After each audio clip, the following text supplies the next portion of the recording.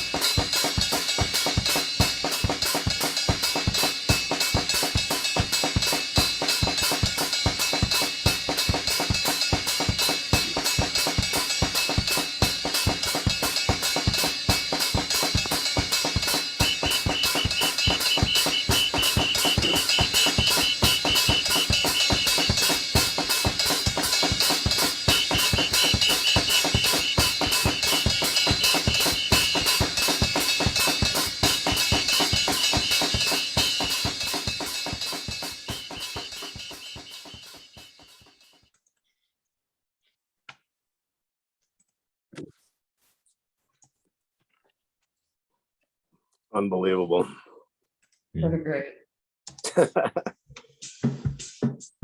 Impossible.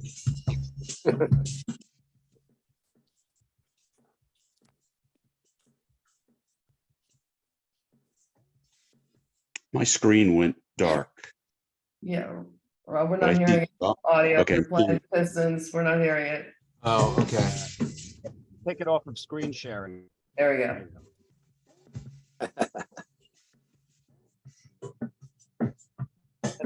That's just not sane. And that was basic for him. That was Yeah. just like Yeah. the bare essentials for him. Like using the remote control for him. Okay, so Rob, what are you gonna play next? I'm gonna play the video of his line drawings. Okay.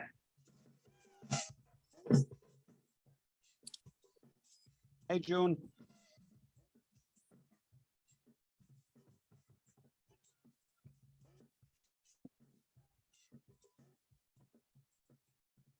I just got a reply from Roger. He asked for the link and I copied it from the email, and it was probably about 300 lines of code. Okay. that I sent Let me- back. Thanks, Jim. I'll deal with it. Wow. All right, what you just saw and heard and are seeing now is the work of Pete Zeldman. In the first, he's at his most simple rudimentary. In the second, in full force with that horn. Hopefully, at the end of this, it'll make sense. Pete Zeldman is why we're here today, to begin to unpack and explain this extraordinary talent and revolutionary theorist, and also to celebrate our friend. Pete was born Peter David Zeldman on March 5th, 1968, second child of 1958, sorry, second child of Murray and Phyllis. Murray, an inveterate tinkerer, engineer, and inventor, took pregnant Phyllis, Juilliard-trained pianist and cellist, to see the Broadway production of West Side Story. Every time the orchestra played, Phyllis said, Pete kicked. In time. In the womb. The other apocryphal story, when Pete was about 2, he pulled all of Murray's records out of the cabinet, carefully arranged them on the floor, and walked on them. When Murray came home, Pete got a spanking. The next day, Pete did it again. Another spanking. It continued. At some point, Phyllis interceded, Peter, do you want Daddy to spank you? Trembling in fear, Pete laid the records on the floor and walked on them. Murray didn't spank him this time. He gathered the records and installed a lock on the record cabinet. The next day, Pete picked the lock. My theory on this is that in his innocent imagination, he thought walking on the records would give him the information, the key he needed, like he could absorb it through his feet. As all who knew him readily recognized, Pete never lost that magical combination of daredevilry and innocent imagination in his search for spiritual fulfillment, love, and finding the key. In his own words, I collected dream music then too, jazz, like Elvin Jones, and would do something I called phase oneing to it. I'd meditate while listening to it and could actually envision playing what the drummer, Elvin, was playing. I still phase one to this day. Phase one was one of 4 phases of sleep, but phase one was the most important. It was the phase between being awake and asleep, as it allowed me to dream while maintaining a woke state, which in turn allowed me to listen and play or dream what the drummer was in fact playing. Everything then was very mysterious. Players and albums themselves were sanctuaries and havens for creative places to live spiritually. Brilliant mind. And those drawings that you saw, those were all Pete's drawings. So I'm Rob Shapiro. I'm a friend, bandmate, brother of Pete's. We're just surrounded by colleagues and friends, students, fellow students at Berkeley, and bandmates and collaborators of Pete's. For those of you who are watching, you will be able to ask questions using the Q&A, and we will get to them as we can. Last thing before we get into all this, Pete started playing drums at 13. By 14, he was both gigging regularly and phase oneing. So we'll start here in the Berkeley years. Gentlemen of Berkeley, have at it. How did you meet Pete and what was his reputation? Like, how did you come to know him? And did you know his reputation first? Start with Ewan, I think, for this. Ewan, you're on. Okay, well, I started in '77. I'm not exactly sure. My second year, I remember I'm coming over to the apartment. I was living on Westland Avenue, and I was in a band with Steve and some others, a band called Winter. Jeff Sipe was on drums part of the time, and Nice. Pete was at other parts of the time. But then the year after Westland Avenue, what was it, 79 to 80, I shared an apartment on Abbey Road in Brighton. And Jim was next door neighbor with Bob Familiar. And then I was still going to Berkeley, but Pete was not. He had stopped and he was just practicing at home. I remember him talking about, what was it? Tubby the Tuba was one of his favorite albums when he was a little kid. And he started talking about that he was starting to get work on a new concept of his. He didn't say much about it, aside from being able to have all 4 limbs playing completely independently. And I remember one day he transcribed the opening theme of the Flintstones, and he played that, and that's pretty complicated if you listen to it, but he was having a lot of fun with doing all kinds of things like that.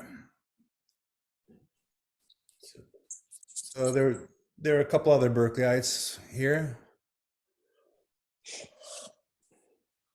Jim, what about you? How did you run into Pete? Well, Bob Familiar and I grew up together in New Jersey. And Bob, when he went to Berkeley, I was still going to school in New Jersey. Hey, hello. So what happened is we were writing by mail, by snail mail, we were writing songs, amazingly enough. And then in, I believe it was late '78, Bob put a band together, Ewan, Jeff, Paul McIntyre on guitar.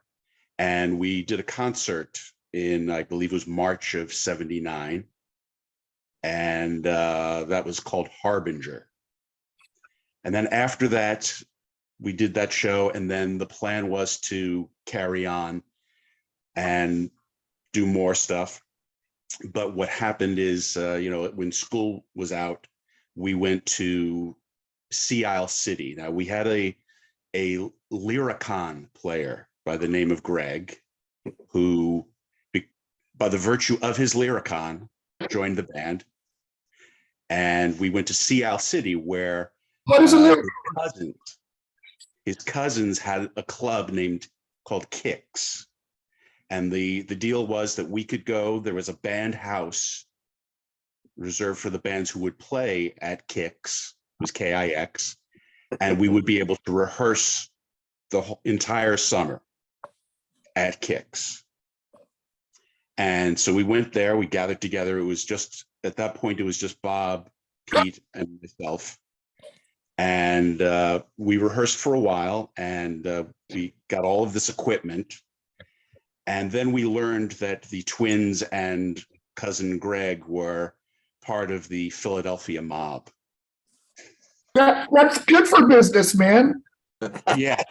So this is how we came about having all of our nice equipment. And Bob Familiar just completely freaked out and said, I got to pay this loan back, and we're getting out of here. That was the end of the Sea Isle City experiment.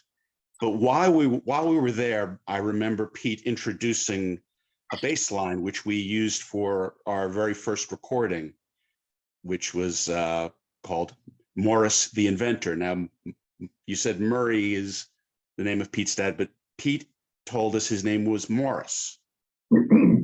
He went by Murray, but he was Morris. Right, yeah. but he was Morris. Yeah. So that was the name of the instrumental track. And of course, if you want to have a band and introduce a band's instrumental track, you get the singer to talk about it. So basically what happened is we started that in Sea Isle City, but Bob finished it when we relocated to Boston, and with Brighton, actually, on the street Abbey Road. And we recorded the track in December of '79. It was a Sunday morning.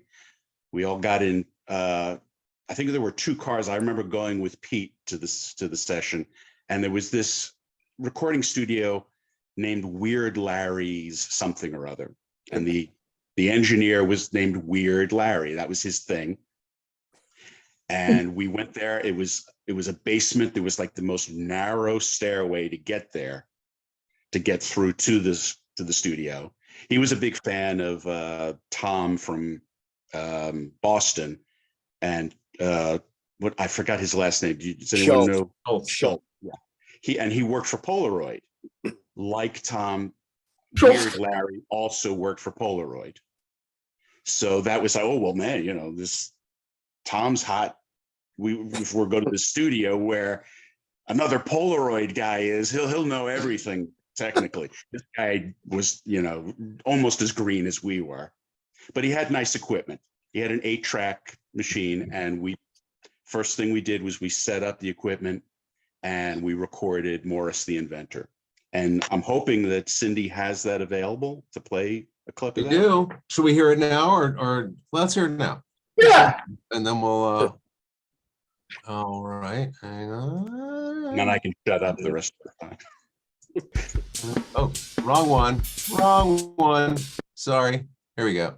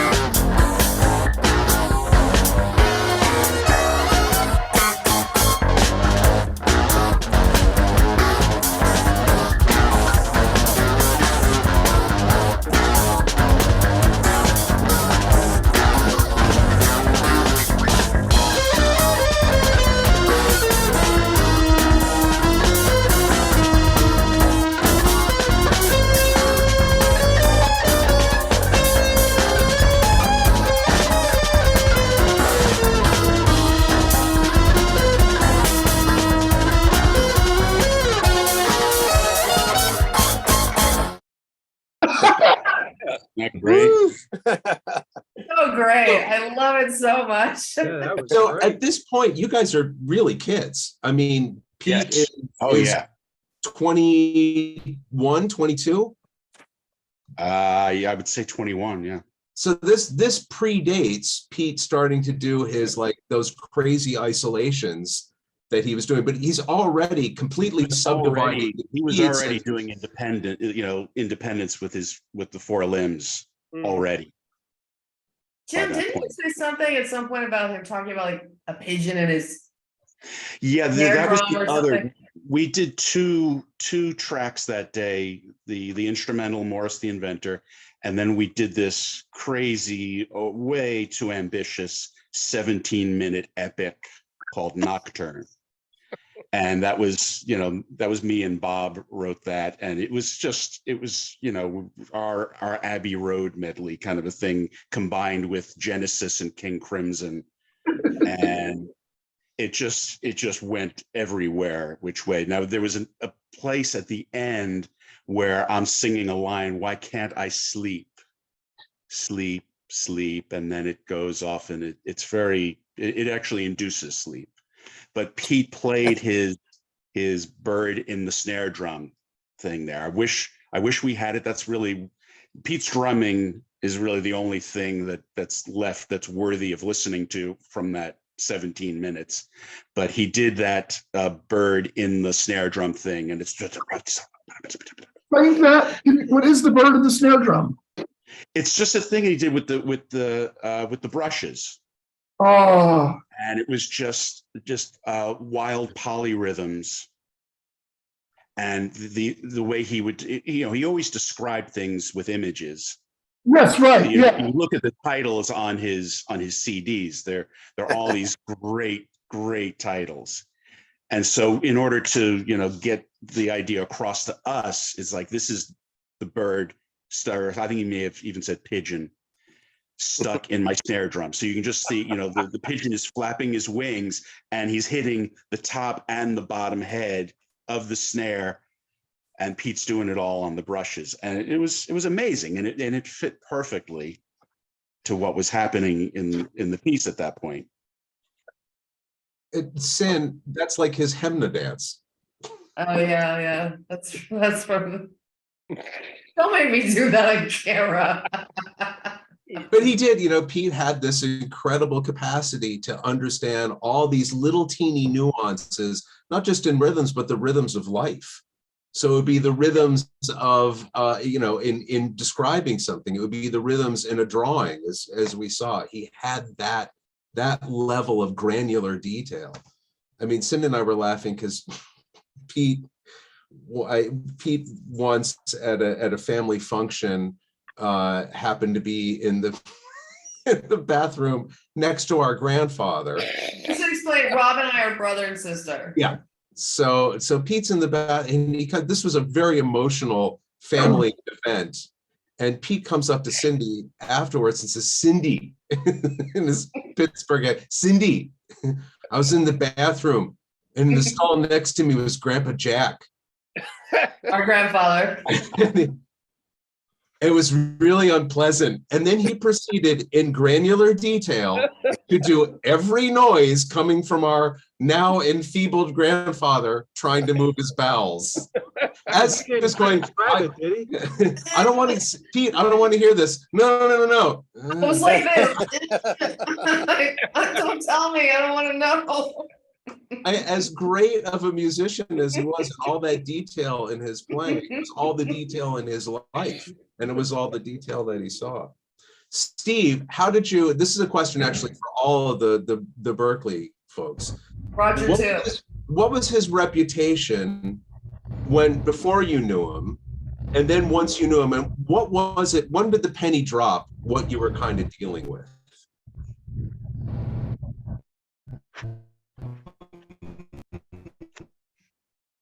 I got to Berkeley in '79. I didn't know anybody, so everybody was an interesting energy, an interesting face. I just knew everybody there had all the same kind of similar dreams and hopes and, for the future. But it was a wonderful environment because you're young and you're exploring, and there's musicians all around you, and everybody just wants to play. So it was so great to just be able to duck into like one of the E rooms and just rehearse and have people come and go. And I didn't know Pete or his reputation before that, so I kind of learned of him. Just he was one of the folks there, one of the kids there, but I gravitated to him because, well, he was really funny, you know. He had a great sense of humor, and just how he can, you know, jump into any situation. But I had this this interest, this deep interest in polyrhythmic music.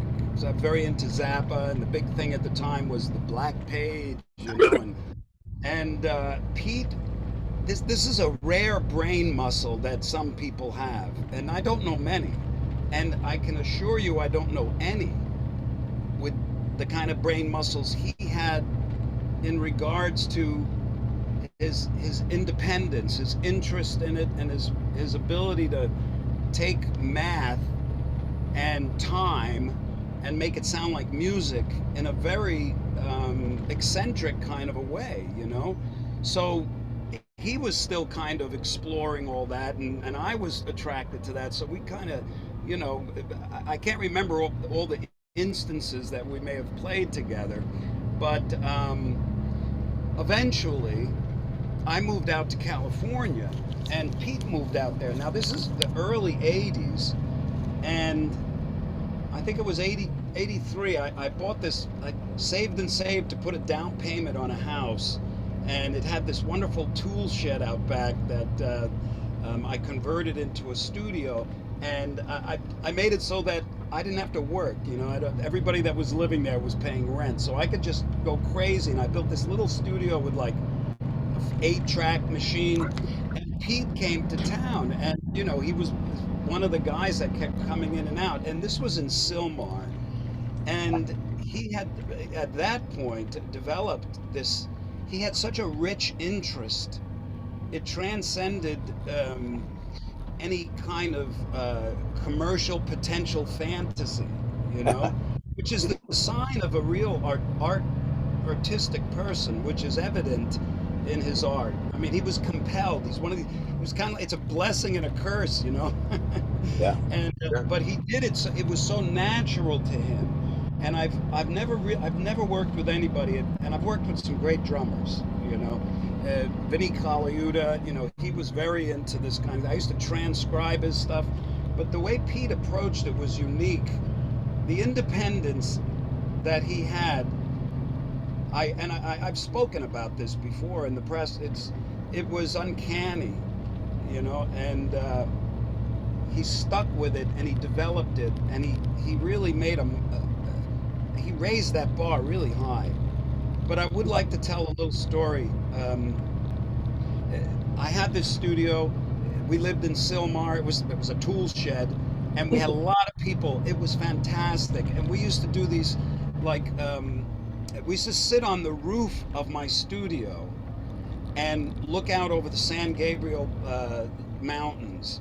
And there was certain times during the year where they would burn parts of the mountain. You know, they would, you know, they'd get the rubbish, and we would sit on the roof and look out over this incredible orange sky, you know. And right at that time, we were sitting up there, and I'm going to tell you about the recording that we did. And I've mentioned in the press on several occasions. It was my absolute favorite recording session in my entire life, and I'll tell you why.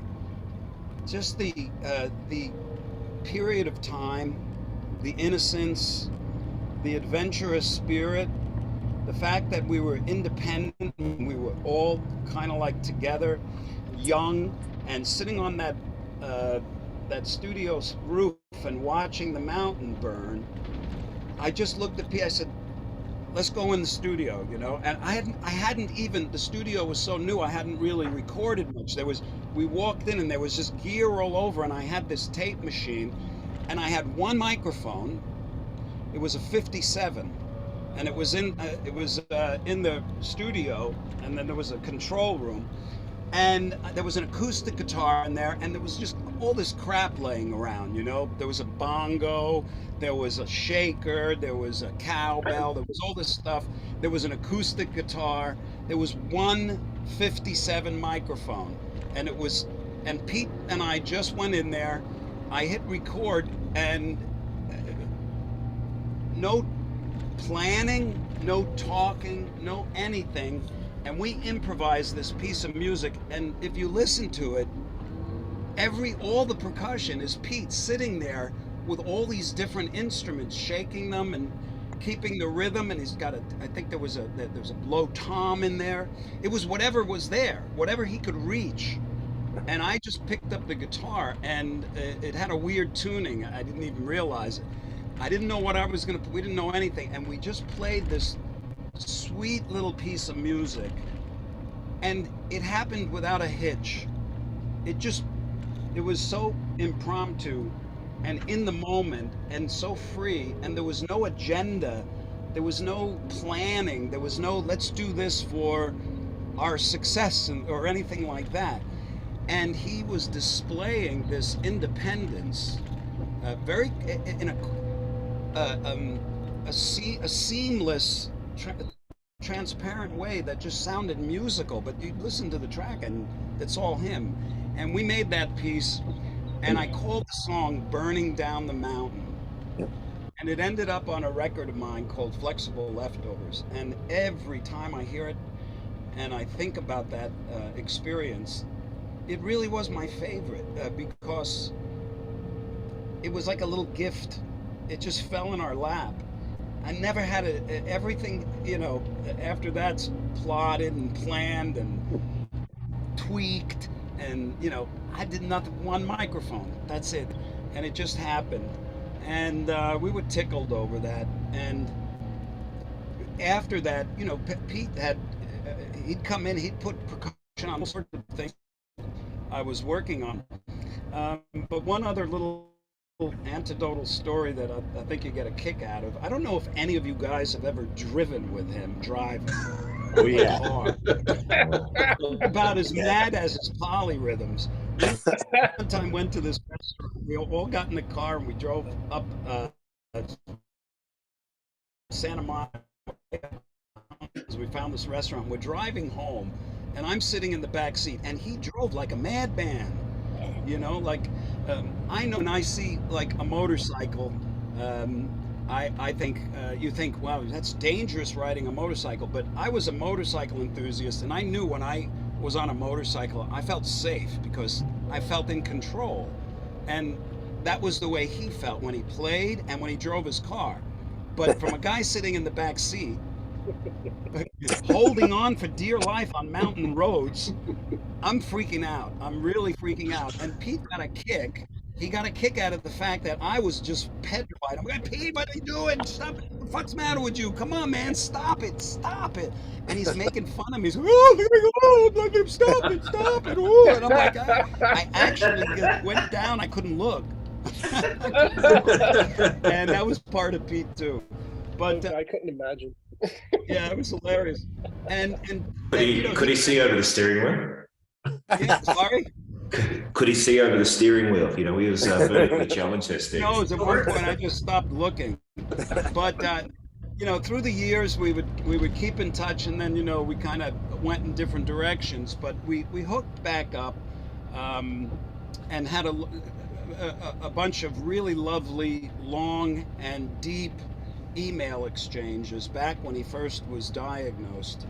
And so that was very, you know, that was special. And, you know, we have these challenges in life, and I'm happy that I got an opportunity to hook back up with him and to, you know, just be there at that time. And I'm really happy that this is happening now, and that we're remembering him. You know, the thing that I would just add is he really was quite extraordinary and unique as a player, and obviously as a person. And you know, his contribution,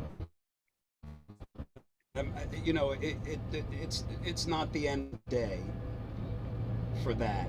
You know, no. I think it's gonna It has the potential to be. It has the potential to be studied and taught, because he was Yes. on another level that way. We Honestly, agree.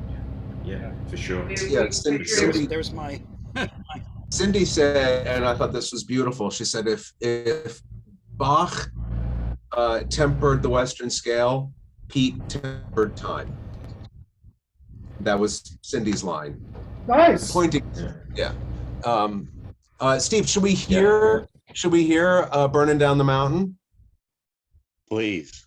Let's hear a bit of that. You have that queued up. You know, I'm sorry guys if I'm cutting in and out. I'm in a bus driving. No, through it's actually Bulgaria. going pretty well.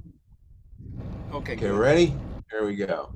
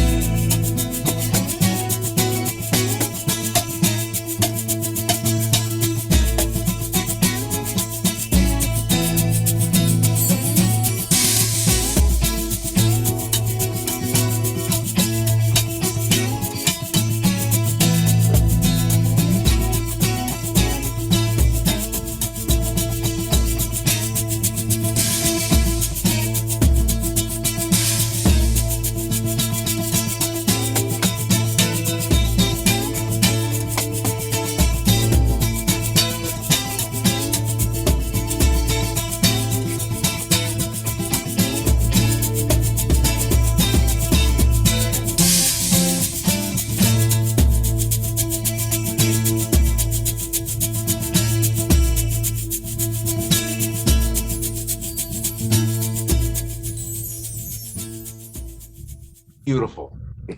Gorgeous. Absolutely Beautiful. gorgeous. Damn, just 157, huh? It's Yeah. pretty impressive, Steve.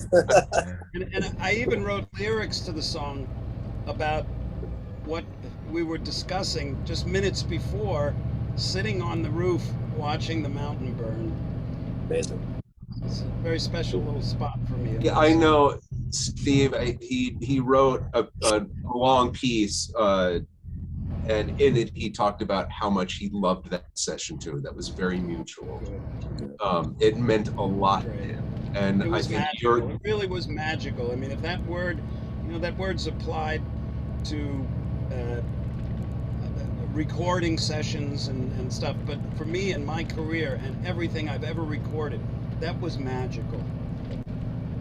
It's true. I mean, but that's sort of the way that Pete was. I mean, he kind of lived for that. He lived for sort of finding what I like to call the keys to the kingdom. He was always looking for the key to the kingdom. And a lot of it was just about playing and about, I mean, the fact that he could be so openly conversant as a player, to have this fully musically tactical, fully nuanced conversation with a player of your caliber, and he could do that with me. And I am not Steve Vai, but he had that ability to just bring out things. When I would play, with the first time that he and I played together, it was a surprise to both of us. Neither of us intended it. It just happened that there was a guitar there and he was playing, and I just picked it up and we started playing. We played for 45 minutes and I was playing things I didn't have a guitar with a whammy bar. This was a Strat. I was doing all these bends and these really soft swirls with it. And we finished and we just looked at each other with the same thing, like that was magical. But that was Pete. That was the beauty. That was just one facet, one small facet of this gem that was Pete Zeldman. Just remarkable. Amen, brother. So we move on to New York City. Wait, I want to ask Roger a little bit about his background with Boston, because Roger's a link between Boston and New York City, because the story of how Pete and I, when we got to New York City and we saw a poster on a tree or a light, something. It was like pull here for guitar lessons, and Pete goes, hang on, looking at this guy's credits, and I know this guy. This is Roger Greenawalt. He pulls the thing, he calls the number, and it's like, come over to my loft in the Bowery, and we go over there. And this was Pete's and my entree engineer, but I'm getting way ahead of the story. So, and I know you knew Pete in Boston, right, Roger? Yeah. You know what? There's a lot of cats at Berkeley who I was blown away by, but they were also kind of jocks. You could be a jock about music and not articulate, not verbal, not really kind of interesting in any other way. And Pete was a funny motherfucker. And reminded me when you talking about his ability to see detail, that reminds me of Howard Bloom, the publicist who worked with Michael Jackson, talking about how Michael Jackson could just see a symphony of the reflection of a fly's wing, and that kind of attention to detail. It was just really fantastic. But I really liked his company. I was fortunate that I had friends and girlfriends who went to art school in New York City. So when I left from Boston and doing the Baby Man the Dog, after about 4 years in Berkeley, there was a whole world just set up for me. East Side, fantastic. And he was just always chill everywhere, and always intense everywhere. Chill's not the right word. It's intensely aware. Yeah. Yeah.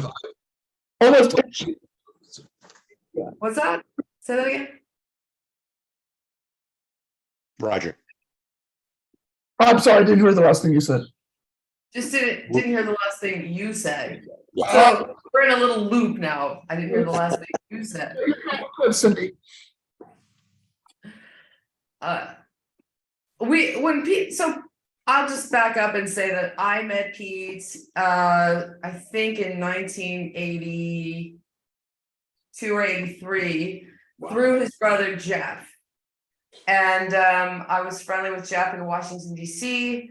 I met Jeff through Jeff's then girlfriend, Eva Sutton.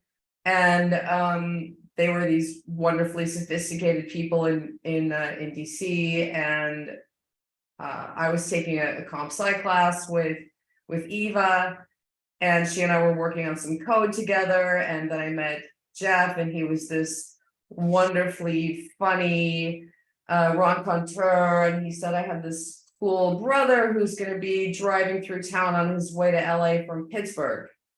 And in comes Pete, and he was just this magnificent, wonderful person. He was funny, and he was beautiful and young, and I didn't really understand his talent quite yet, but I was very young. I was 19 or 20 at the time. And we really liked one another, but nothing was really happening between us yet. We just liked one another. And off he went to LA. I think he hit a deer on the way with his Subaru. And in Virginia. Yeah, something like, yeah. Then he had to go back again. It was a whole thing. And then we started corresponding via snail mail for about 6 months or so. And then he came back to DC, and he was my first boyfriend. I was madly in love with him, and he was in Los Angeles, and it was either that I was going to move to Los Angeles to be with him, or he was going to move to DC and be with me. And that was going to be a stepping stone to moving to New York together, where we were going to go off and be artists. And so that's what we ended up doing. He moved to DC with me. I think we lived in DC for about a year or so. We lived in Adams Morgan, and he came to know my extended family there. They adored him. They absolutely adored him. He got along with my grandparents. We would go have Friday night dinners with them. He knew all my cousins, and he just got along with everybody. It didn't matter what situation I took him into. Everyone loved him. He was fun. He was funny. And I had been studying music as well. So I had a pretty deep musical background. I had a particular interest in rhythm. And so when we would get into discussions about rhythm theory, I could go all the way into his mindscape with him. And I understood where he was going with polyrhythms, where you can have different rates happening within the same chunk of time, or you can have rates rolling over one another, or you can have those rates rolling over one another and then orchestrating those rates over one another. What I didn't understand was how he was executing those simultaneously. I would watch him play and I would go, I don't understand how you're doing that. How are you doing that? How is that possible? How is your brain splitting itself off into 4 parts and then orchestrating some? I would watch him play. I would stand and watch him play for hours. I would stand over his right shoulder and watch him play for hours. I would watch his feet. I would watch his hands. And I would say, and now what are you doing? And he would go, well, I'm doing this, and now I'm doing this, and now I'm doing that, and now I'm going to orchestrate it this way. And now I'm subdividing this way, and now I'm subdividing that way. And now my right foot's doing this. And I would understand conceptually everything he was saying, but I did not understand how he was physically executing all that. You're a magical being. You're a unicorn. How are you doing that? I don't understand. And he was never, ever running out of ideas. Just the ideas flowed and flowed and flowed. He had stacks of journals, stacks and stacks of them. He just wrote all the time, ideas. And when he just energy, a lot of energy, never ever stood still. And when he didn't have drums, when he didn't have something to hit something else with, he would click his teeth. He would walk around and he would click his teeth. That was another instrument, clicking his teeth. I'm like, oh, what are you working on now? Clicky, he would have something going on in his mouth. There was always something happening. His mind never ever rested. There was always something going on. He was a really fun boyfriend, until he wasn't. But most of the time it was really fun. And then we made that move from DC to New York. We knew no one. It was just Pete and me. Hey, we're going to move to New York. We're going to be artists. And then one day we were walking down the street in a village somewhere, and we saw an ad for a guitar teacher. And Pete goes, hey, look at this ad for a guitar teacher. It's got this credit and this credit and this credit. This guy's Roger Greenawalt. And I swear to God, I know this dude. I know him from Berkeley. I'm pulling that, it's like, pull this tab. And he pulled the tab and call. And like Roger was over at living at a loft on the Bowery and like near CB's. And he was doing that cool thing you do in New York where you like live in a big loft with your band. And it was like a template of what you do when you move to New York and you do like the cool thing. And so we go over there and he had this band and then we walk in and like it was that New York, like the kitchen table was a picnic table, it was that sort of like rough living in New York, in the 80s. And like one of his roommates is somebody who is like still one of my best friends. She's my daughter's godmother. Jean Tripplehorn was one of his roommates. Did you know that, Roger? Like daughter's godmother. Like this was a portal into my whole life. Walking into that loft that day, like opened up a whole new universe. So, and then Pete and I are standing in this loft, and I'm looking around and I'm looking at the band's not there. Like whoever was in this band was not physically there that day. It was just Roger. And I'm looking around at the drum, like whoever the drummer is, and there's all these like percussion and cool like African percussion and all kinds of like weird little percussion toys and stuff. And I said to Pete, whoever this guy is, this guy's going to be a very good friend of yours. And that was Mike Evans. Oh, Mike. Was friends with for his whole life. I mean, so and then Kyle Turner was also in that band. And so it just opened up a whole world to us. It was just an amazing thing.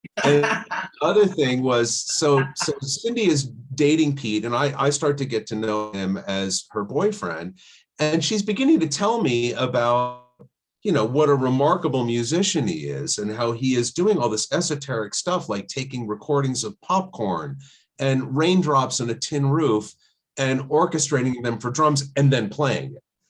And I'm thinking, well, this is really interesting, but I'm like 17, 18 years old. So I'm trying to be super cool and sophisticated, you know, and Pete finally says, well, I'm going to play some of this music for you. And he plays it. This was that family event, and part of the family event, this is a two-parter. Part of the family event was very emotional for my sisters and me. And Cindy's and my sister was not expecting to be so undone by this, but she really was, and it really kind of hit her out of nowhere. And Pete was sitting in between the two of them. On one side of him is his girlfriend, on the other side of him is his girlfriend's sister. And our sister at the time was 20, freshly 20.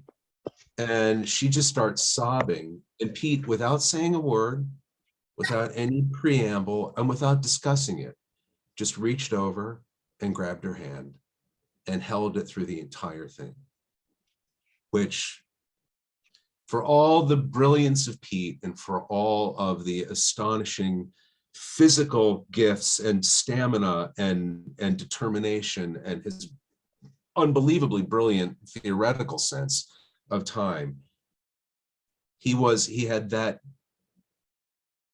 kind of attention to detail of human feeling, and of trying to be as kind and as helpful as he possibly could be. And of all the things I miss about Pete, that's probably the biggest one. The next day, we're in my apartment. I'm 18 years old. He told me he was going to bring music to play for me. So he has a cassette. He's all excited, and he puts the cassette in, hits play, and I just remember this feeling of, oh no, I don't get it. I mean, I really did not get it. It sounded like somebody had let loose some apes in a percussion store with some sticks. And I was really panicked. I mean, I got the cold sweats, everything, because I really loved this guy. We were now like brothers, and I had been sort of being like, I'm sophisticated and cool. And now I'm like, I am not sophisticated. I am not cool. I am stupid. I have an imaginary dunce cap, pat me on the head and tell me to, you know, and I was on the verge of saying to him, I don't get it, when I heard the pattern in the hi-hat. And then I went, oh, wait a minute, there's a pattern in that, and there's a contrasting pattern in a different time signature in the snare. And I remember looking at Pete, and the look on his face was like, you get it, now we can really talk. And then he started explaining all kinds of things to me about polyrhythms and about limb independence. And it was one of the most thrilling moments of my life, but it was also like finding out that this goofy guy that you love in his spare time cured cancer, you know, like, oh my, like, how is it possible that you are this brilliant and that and that I know you? So I want to bring it to you, Andy, because right around this time, I guess right after the card game, you started taking lessons from him. How did that start? And what was the moment that you were like, wow, for you? There was a lot of wow moments with Pete. And by the way, it's great to be here with you all. And, you know, it's so fun for me to hear all these stories that are kind of filling in the blanks, because when I met Pete, by the way, I'm wearing a Pete Zeldman original art t-shirt. Oh, nice. Oh, beautiful. Wow. I want one. They're hard to come by, but I'll see if I get you. So yeah, I was studying at the Drummers Collective. I would drive in from Long Island, Glen Cove, right near where Steve grew up in Carl Place. Yeah, I drive in a couple times a week over the summer to do various classes. And I was taking a lesson with, unfortunately, a couple of the other teachers passed recently, Frank Cass and Kim Plainfield, both who I studied with. And then I kind of went through their their regiment, and they were like, you need to study with Pete now. And you're like, they're like, we think you're ready for Pete. And I'm like, oh my God, who's this Pete guy? He sounds like the, you know, the Messiah. so turns out the rhythmic Messiah he was. So I remember I walk into the first lesson, go into the room. There's 2 drum kits in every room with these like suede pieces of fabric to, you know, like bolted to the wall for soundproofing, and it made the drum sound kind of incredible. So I sit down at one of the kits, and then Pete walks in with a cigarette in his mouth, like, you know, rail thin, just looking like a bad motherfucker, like this like little dude. And he's like, hey man, good to meet you. Frank tells me you can play, and you know, we're gonna get us some really cool shit. So the first thing he does, we sit down and we start trading, and I'm just like, wow, this dude's just mopping the floor with me, you know. But in my defense, I was 16, so that's to be expected. But anyway, so he's like, cool, you got the basic tools, you know, we're gonna have fun, I'm gonna be able to teach you a bunch of shit, it's gonna be fun, yada yada yada. So he pulls out a piece of paper which has his own system of notation. It's not classic, you know, treble, bass, clef, you know, all this stuff that you guys know and love.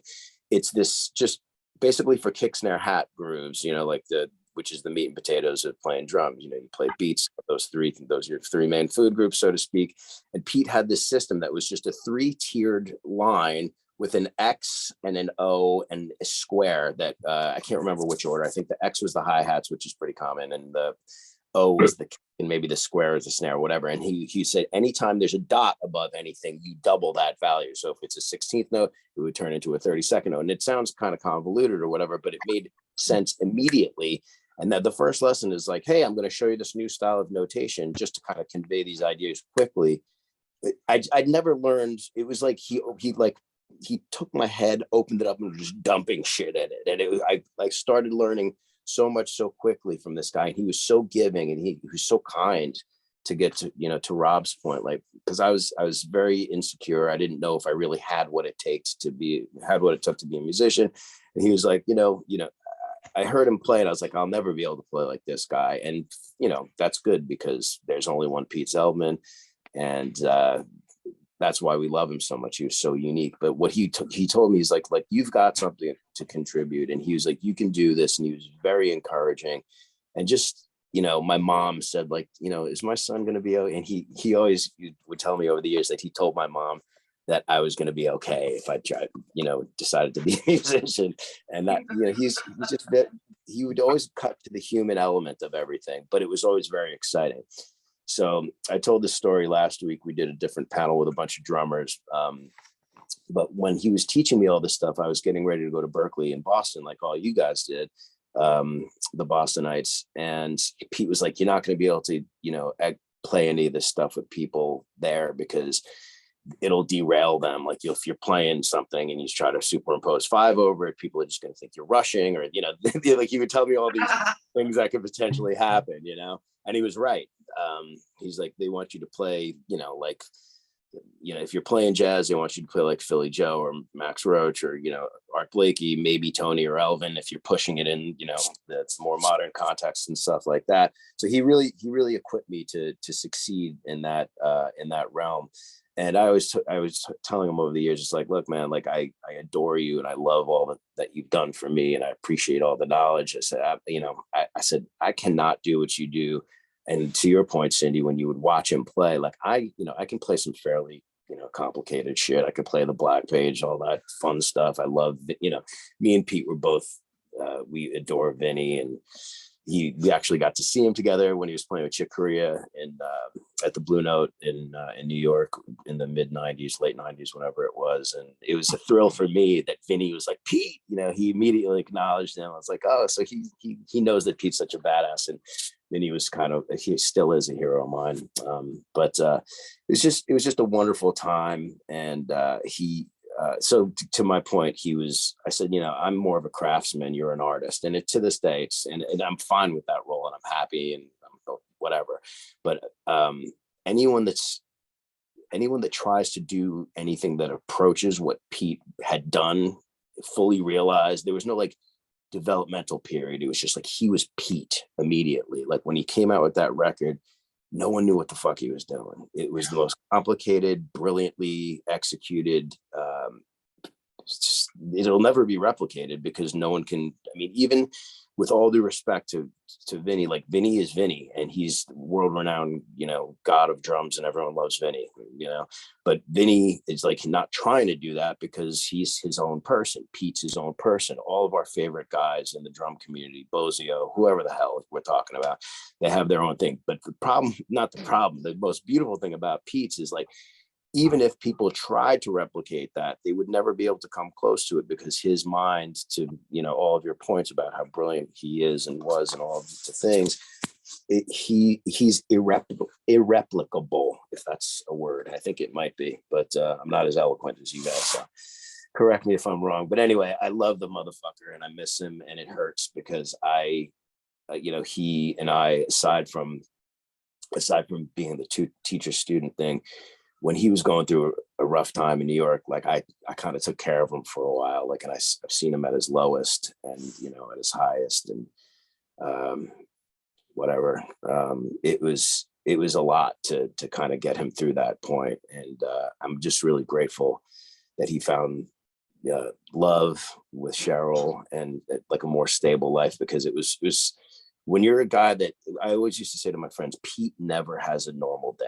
It's not like, what'd you do today? I watched some TV, did some laundry, not much. Like Pete, it's just like, I swam across the fucking Hudson River and I built a fucking, you know, satellite. Like, it's never normal, you know? So he got a little bit of normalcy when he moved to England, and I was grateful for that, you know? So. Well, I can tell you, Andy, without exception. I mean, I have some emails where he talks about just how much he loves you, and that the beauty of that is that as we've all gone through with the loss of somebody we really love, the love part doesn't dissipate at all. If anything, it gets stronger. That's the permanence, and it's beautiful. And he absolutely adored you like family. Yeah, well, very, very mutual. I was just very grateful to get to see him last July. I was over playing a little tour with the old man, Frankie Valli. And I made it a point to get over to see Pete and Cheryl as much as I could. So it was, I kind of figured it might be the last time. And it was a rough one, but we had some great times still, you know, even as the way things developed. Unfortunately, it just kept getting clearer and clearer to all of us that he wasn't going to make it, sadly. But grateful for the time that I did spend with him, and I'll never ever stop learning from the guy. You know, I mean, I have all my notes from back in the day. You know, the former students, we sometimes call each other and we'll say some funny shit that Pete would say, like, you know, it's like, you know, he would, so many metaphors and similes to describe music. He would describe certain rhythms as being like Greek pastry, like the ends of the rhythm kind of flake, you know, like just crazy imagery. But when he said it, it made perfect sense. It was the perfect metaphor. You could actually picture exactly what he was talking about and then execute it.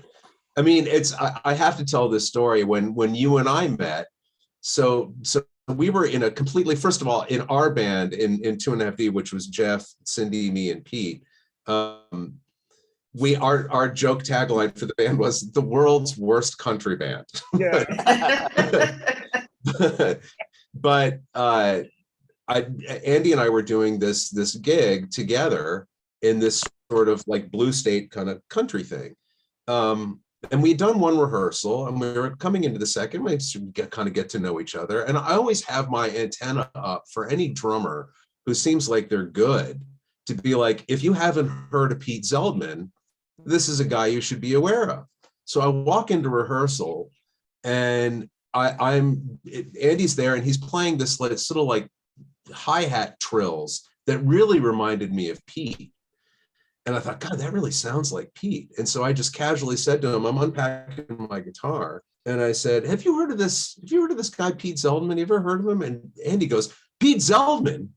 He's my mentor. And then he goes triumphantly to me, he goes, have you ever heard of 2.5D? And in my mind, I was really cool about it, but I probably was like, but in my mind, I was like, as a matter of fact, I was in that band. It was pretty great. And the other one like that was I ran into, not through music, but because he had a 1955 DeSoto. I ran into Reeves Gabriels on the street in LA. I was running and he had this car and I was like, when I run back, I'm gonna stand at that car and look at it. It's beautiful 1955 DeSoto. And I'm standing there, the guy comes out, we're chatting. It turns out it's Reeves Gabriels. And I knew that he had gone to Berkeley. And I said, oh, you may know a friend of mine, Pete Zeldman. He goes, you know Pete Zeldman? And I was like, yeah, I played with him. And all of a sudden, my cachet, just as a human being and as a musician, from just being a guy on the street to like, you played with Pete Zeldman. Now I was in some sort of exalted space. And then the first thing he said to me was, oh, I got some stories about Pete Zeldman. I do too. And he said, you know that he transcribed Raindrops on a tin roof and played it in his first year at Berkeley. And he just like knocked everybody out with that. At 18 years old. That's the guy that Pete Zeldman was. And he went further, which brings us to Other Not Elsewhere, which is the first solo record he did, which Matt, you recorded in the studio on Mott Street. I'm going to read a couple of the liner notes and play a Rob, piece. Rob, Yeah? quickly before we get to Matt, who I can't wait to hear about the recording of that, because I remember that time. That was right around when I met him. But could you play some 2.5D for the? We will. We will get to 2.5D. Cool. So let's talk about Other Not Elsewhere, which was when Pete decided in his writing, Pete said that I think after the card game, he really decided to go really deep into his isolations and polyrhythms and really developing that voice. And he decided, so he said gigs sort of went to the side and he really wanted to focus on what he was doing and really fully develop the theories that he had and execute them. So this is where, Matt, tell us about the making of the record. Well, I just want to start off by saying this is fantastic tribute, and it's just so great to hear everybody's stories. And thank you for inviting me. And yeah, actually, we started working on the record Other Not Elsewhere in 1991. But I actually met Pete at the Drummers Collective in 1986. Because just to be real quick, I was a drummer that came from Detroit. You know, I was really good at playing loud and fast, just like most Detroit drummers, everything in 4/4. And when I moved to New York, I needed a place to practice. So I went over to the Drummers Collective. They said, yeah, you can practice here. So I was just renting a room like for about a month, you know, on an hourly basis just to practice. And then all of a sudden they said, well, you know what? We got new rules over here. If you want to practice, you got to take lessons. I was like, oh man, how much is that going to cost? You know? And so they told me, you know, and I said, well, all right, yeah, well, I'll take lessons. You know, being a rock guy from Detroit, who do they set me up with on the first lesson is Pete Zeldman. Total 180 degrees from what I came from, you know?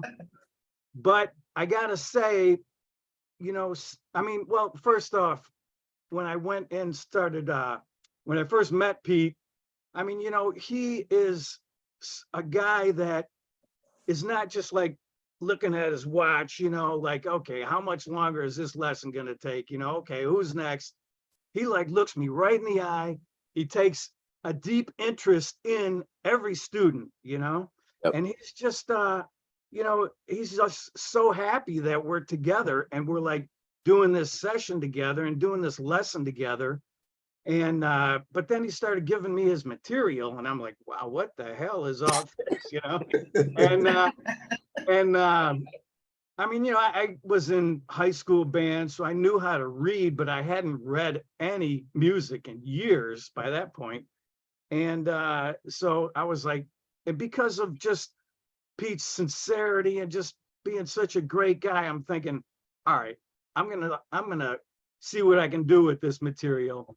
And I gotta tell you, after time of just being immersed in Pete's material, doing his polyrhythms, you know, his ostinatos, his odd times, you know, just after a while, when I went back to my 4/4, the pocket was just huge, you know, and it was just like so comfortable just to play, you know, straight ahead when you're trying to like play his uncomfortable, you know, complex material. Yep. But, you know, from then on, we just, our friendship grew, and that's when he invited me over to a Canal Street party. I guess you guys were living down Canal Street back then, Yeah. right? Yeah. Yeah. And I met We the lived whole in crew a over there. huge loft on Canal Street. Right, yeah. Yeah. So that was a lot of fun. I think I met Kyle there. I met Kai. Kai was Yeah. right? I still lives there in that same loft. Does? It does. Wow. Wow. So anyway, all this happened in like 1986. So I took some lessons from him for a few years. And of course, I got to take lessons with Frank Katz. He became a great friend of mine. And I did also with Kim Plainfield. But Pete and I were like really tight. You know, we also went to clubs and saw bands. But anyway, I also recorded the card game. You sure Around did. the time that I started working or started taking lessons from Pete was the same time when I started working at recording studios in New York. So I was like, you know, running over, taking lessons and practicing, and then going right to the studio for sessions. And I was like an assistant engineer for a few years. And actually right about the time when you guys were doing card game, I was starting to do some sessions on my own. So I was still pretty young. And I remember we were able to get you guys in on some late night sessions at a That's right. discount. That's And right. yeah, that was a lot of fun. Sal.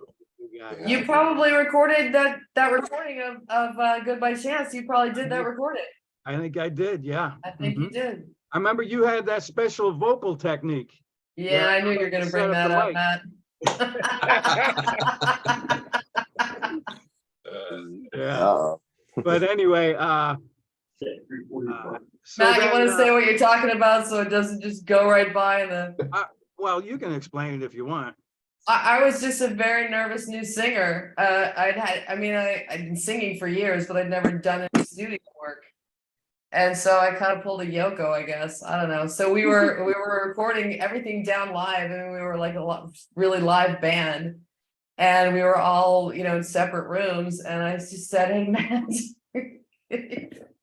can you put something on the floor so I want to lie on the floor, and can you put the mic, can you mount it on the floor so I'm lying down?" And singing so I'm lying down, and you were like, "You're really weird, lady, but I'll do whatever you say." Is that how you remember it? Something I like didn't that? want to like obstruct any artistic, you know, performance. So we did it, Yeah. right? Yeah, I was like lying on my stomach and I'm like this and singing like on my elbows, something like that. That's what I remember. And just Interesting listening to that. You were Yeah. great. I mean, like the rhythmic, I mean, between you and Pete and Kyle, just the rhythm, you know, that came from you guys is amazing. It was really fun, Yeah, interesting, rich musical experience. Yeah. right. But anyway, from then, you know, I worked at New York City recording studios for like 18 years. And my body didn't know if it was like a weekend or a day, you know, a weekday or a day or night, you know, I was just going. And then Casino. Pete approached me with this project for Other Not Elsewhere. And of course, you know, we had to do that on a low budget, but he had a rehearsal studio at that point, and he wanted to turn it into a recording studio. And it was down on Mott Street in New York. And so we put down a plan to buy some equipment and to, you know, we kind of deadened the room a little bit. But yeah, we went up to 48th Street. We bought like a DAT machine. We bought mics. We bought stands. We bought headphones. We bought I think it was a Tascam 12-channel mixer. And what was tough about that, or I guess the plan was, okay, Pete, you get ready for your first recording, you know, set up the drums how you want, you know, get you know, however you, because each recording had a different setup. Some were like humongous, some were like a small little kit, but they all included multiple pedals too. Yeah. But anyway, so he would set up, you know, the first recording, then he called me, he says, okay, I'm ready.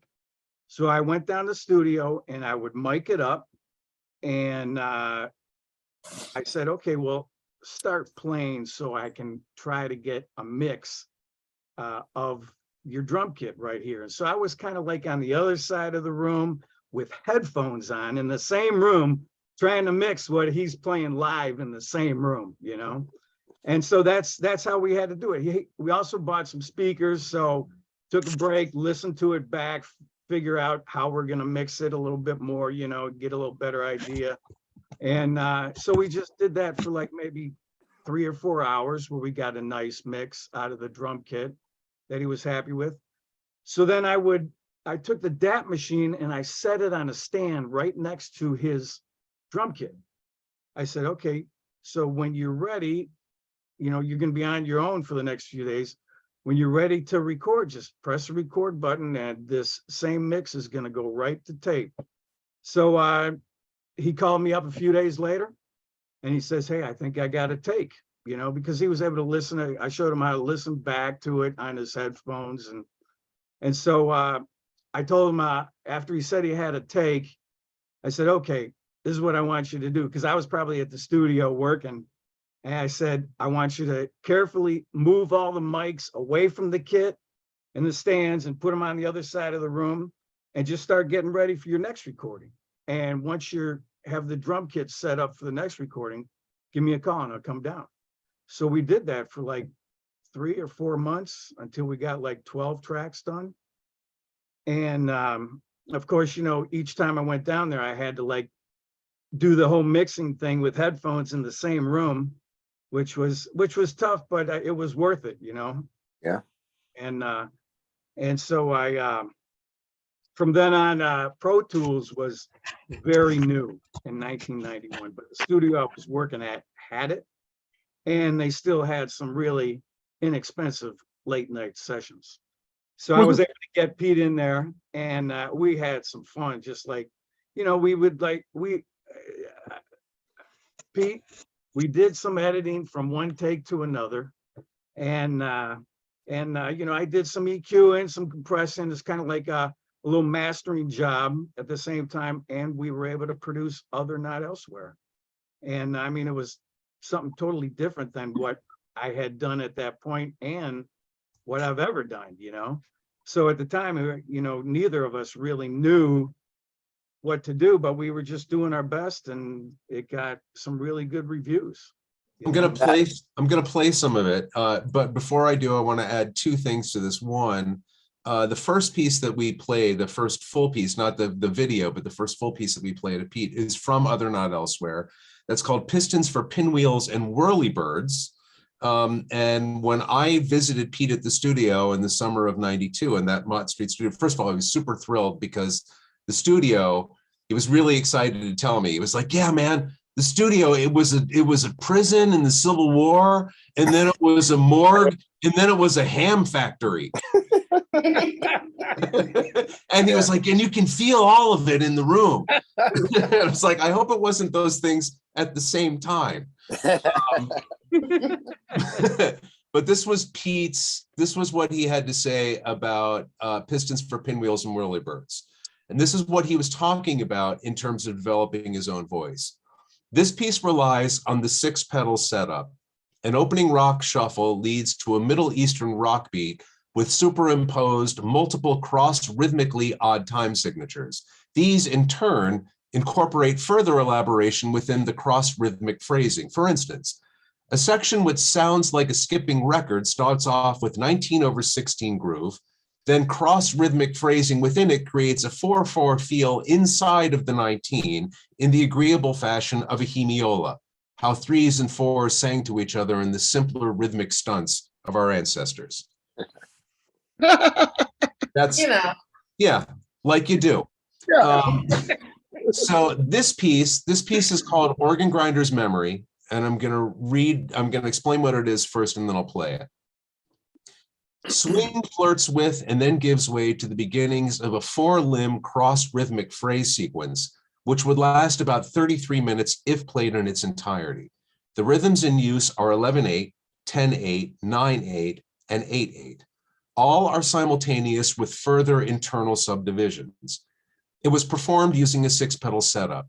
Rather than play the full 33-minute sequence, the ending switched to two 3-limb ostinatos, then to a 2-limb ostinato, all finally culminating in a 4-limb ostinato, which resumes the original 33-minute sequence.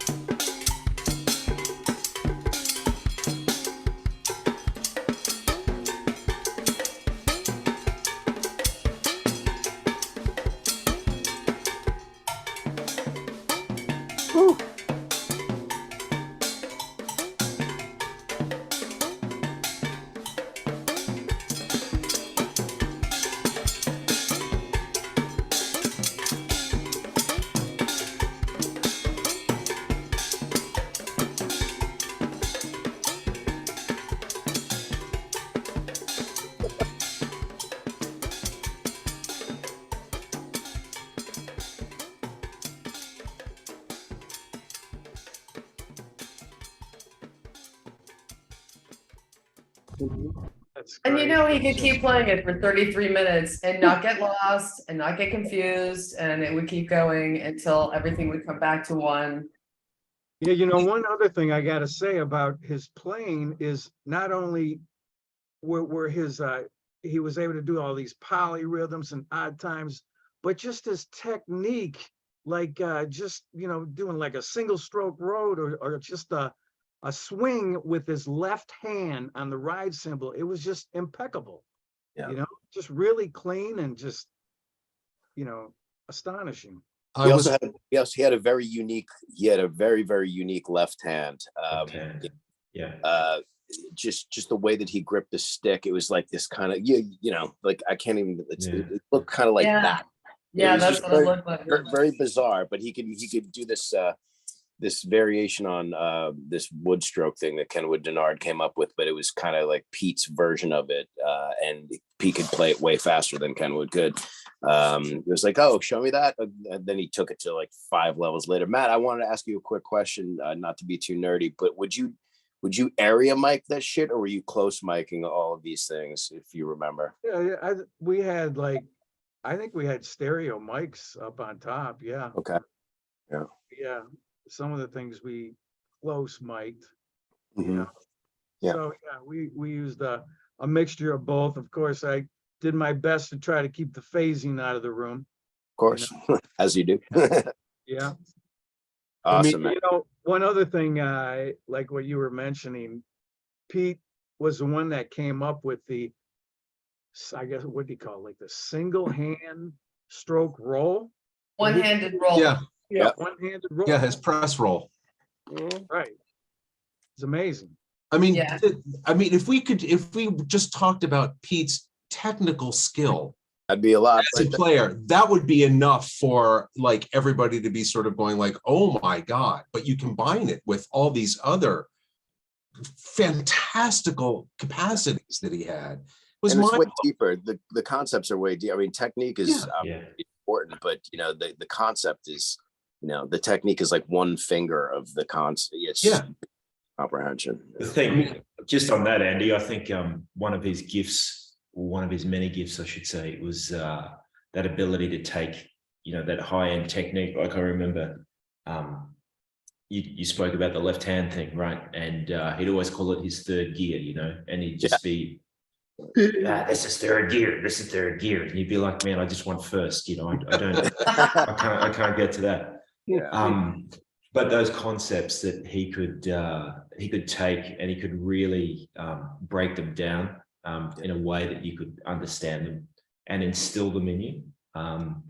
And I think that was was an amazing gift. Like to be out there and do your thing, I think is one thing, but to be able to bring it all back and distill it down into something that somebody can go, yeah, I sort of think I know what you might be on about there. That was always it. Sort of get it. But he could do it with anything. Like, you know, Cindy was talking about how he could play that whole 33-minute thing, and there'd be times, and I'm sure you would have had the same thing in a lesson, where he'd be just all over the place, but then he'd be sort of leading and I'd go, this is one. Yeah. This is one, you know, all that sort of stuff. And it's just he was just in it. He was just so deeply in it. He loved doing stuff like that too. Like Jeff was saying, when they were, this is where kind of Jeff and I come into the picture as players. This Jeff Virgo was a bass player in 2.5D. Jeff, tell him about. Go ahead. Yeah, well, the first time I met Pete and Cindy together was at a party at my dear friend Matt Hathaway's house. And I had heard legend of Pete way before that. And we got to the party, and it was my wife, Marianne, and I, and Cindy and Pete were there. And we clicked immediately. We were talking the whole night. I remember everything about it. I remember where we were sitting. And Pete was just this wonderfully warm, just lovely guy. I just immediately fell in love with the both of them. They were just the best ever. And Pete was just like, yeah, Jeff, you know, we should play sometime. And I was just like, oh yeah, maybe that'll happen. I had been doing rock bands. I had been doing funk stuff. I had been doing a lot of just basic stuff. It's like, no, we have to play. So after the party, I mean, I get a call from Pete. He took my number and he called me. He's like, hey, come down to my studio. We're going to play. And I was like, oh shit. Okay. Yeah. Okay. I'll be there. I'm game. So I went, and Pete just starts throwing stuff at me immediately. All odd time signatures. And I just kind of turned off my brain and tuned into it. And it really went well. I mean, we were locked in, and he kept saying, Jeff, you know, this is great. We have telepathy. He kept saying that. We were like staring at each other while we were playing. He's like, we have telepathy. This is like really cool. I want you to come and do classes with me at the Drummers Collective. And I was like, I pretty much shit my pants at that point. I was like, yeah, okay. Because I'm like, I'll just say okay to everything and, you know, just kind of deal with it as it comes. So he's always testing me. Oh, Jeff, where's the one? That was one of his favorites. Where's the one? We're like, it's right there. It's probably it's on the beat that you're not playing. And you'd be like, oh, okay. Deception. And he was Deception. always, yeah. I mean, that went right through band rehearsal, everything. But he was also just the as a musician, the warmest, lovely. I mean, he was just full of love and generosity. He was just beyond, you know, anything anyone I had ever met before. He was just wonderful. He was so encouraging. And I felt like a babe in the woods at that point. So I'd get to these classes at the Drummers Collective, shitting my pants every time, because I never knew what he was going to pull. They were the funk and odd time signature classes. So we'd be playing, just as an example, we'd be playing, and, you know, we'd have a groove going. He's like, oh, Jeff, yeah, play that groove okay, yeah, fine, Pete, I'll play the groove. And it was just something, and it wasn't even in an odd time. I think it was something in 4, I think it was a funkadelic groove or something. And he said, now, and as he's playing, he's like, I might do things, but don't listen to anything I do. Just keep playing the groove. I was like, yeah, okay, Pete, that's cool. I'm playing the groove. And all of a sudden he's like, he's explaining to the class, and his classes were packed. I mean, everybody loved his classes. He was the most amazing teacher. And he's like, now I'm gonna show you guys rhythmic displacements. And I'm playing my happy little groove. And all of a sudden Pete's slowing down to like a quad. And I'm just playing this groove. And he's just like, just keep it up, Jeff. Like, okay. And then all of a sudden, bang, he's just slammed back in on the one after the cycle was finished. I just blew my mind. I was like, what just happened? I had no idea. I mean, I'm more of a self-taught guy. I never, with Pete, he's one of the few drummers I could actually turn off my brain completely when we played. I thought of nothing. I just kind of locked into him, and he locked into me, and we had this wonderful telepathy that happened all the time, every gig. He went from being so intricate just such a powerhouse in the expansive one bar. I mean, it would just go everywhere and you could just feel what was coming. And nobody could snap a snare like Pete Zeldman. I mean, the crack that guy generated with almost no movement. yeah. Only one other guy who could do that, and that was Michael Bland from Prince's band, who had that same like unbelievable like crack. But Pete would just, I mean, it was like that hand grip that you were showing, Andy. He would just like flick it, and it was fucking explosive. Cindy and I still, like, our ears are still ringing. From I was just gonna say, my ears are still ringing. It would hit you right in the ass, that crack. He could do that, and he could drop right back into something incredibly subtle and delicate and conversant. I mean, his ghost notes, just his ghost notes alone were so delicate and so beautiful and so beautifully laid in, and they were always changing. It sounded like like grass rustling in the leaves or grass rustling in the breeze, just like this sort of pattern that would just kind of emerge that had this very organic kind of feel. I mean, and for me, there's an apocryphal story. There's a track that we did that Pete had a song that we did. Pete had a 4-bar phrase that was his phrase. And he did this thing that he used to call cardboard boxes falling downstairs. He would completely obliterate the pulse, the one. You'd have no idea where the pulse was. And then at the end of the 4 bars, he would come sweeping back over his kit, and he would hit his splash cymbal on the way to the snare, and hitting the snare was like, and the snare was the downbeat. And he would say, if you get lost, just turn around and I'll do a little like a flare, and then I hit that and you're back at 1. But for me, I was like, well, it'll be a really cool magic trick if I can just feel it and just stand facing the audience and not move, and then boom, hit it right with Pete on the 1. That'll look like a magic trick. So this one night we're playing at this joint, Rockridge, and instead of the cardboard boxes falling downstairs, is this weird ticky-tack thing going on that's super intricate, and it sounds like 1,000 ants magnified, super crazy intricate thing. And I'm like, I really want to turn around and see what he's doing, but I don't want to blow the illusion, but I really want to see it. And finally, I just decided I'm just going to turn around. And he always had 2 floor toms. One was the one he played, and one was his occasional table. That was like his cocktail table. He had his wallet, his keys, his cigarettes, his ashtray, right, and his drink. I turn around, and Pete is doing everything with his left hand. He's got his hand, he's got the grip now. The part of the reason why he had that left hand grip is that he could switch around his stick really easily, I think. And he's doing it all on the underside of the hat and the side of the snare, and then the rim of the snare. And in the other hand, he's doing this. He's lighting a cigarette like this. Yeah. And then he lets the cigarette and does a boom. Back in. He knew exactly where 1 was. Exactly. And I mean, it was insane. And he would do like, I'd come into rehearsal. I remember coming into rehearsal once, and he's playing this groove, and he goes, "Hey, Rob, check out this groove." What time signature is this?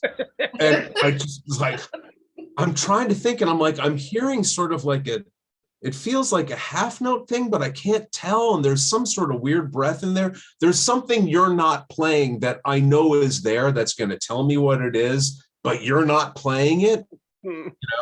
And I finally was like, Pete, I don't know.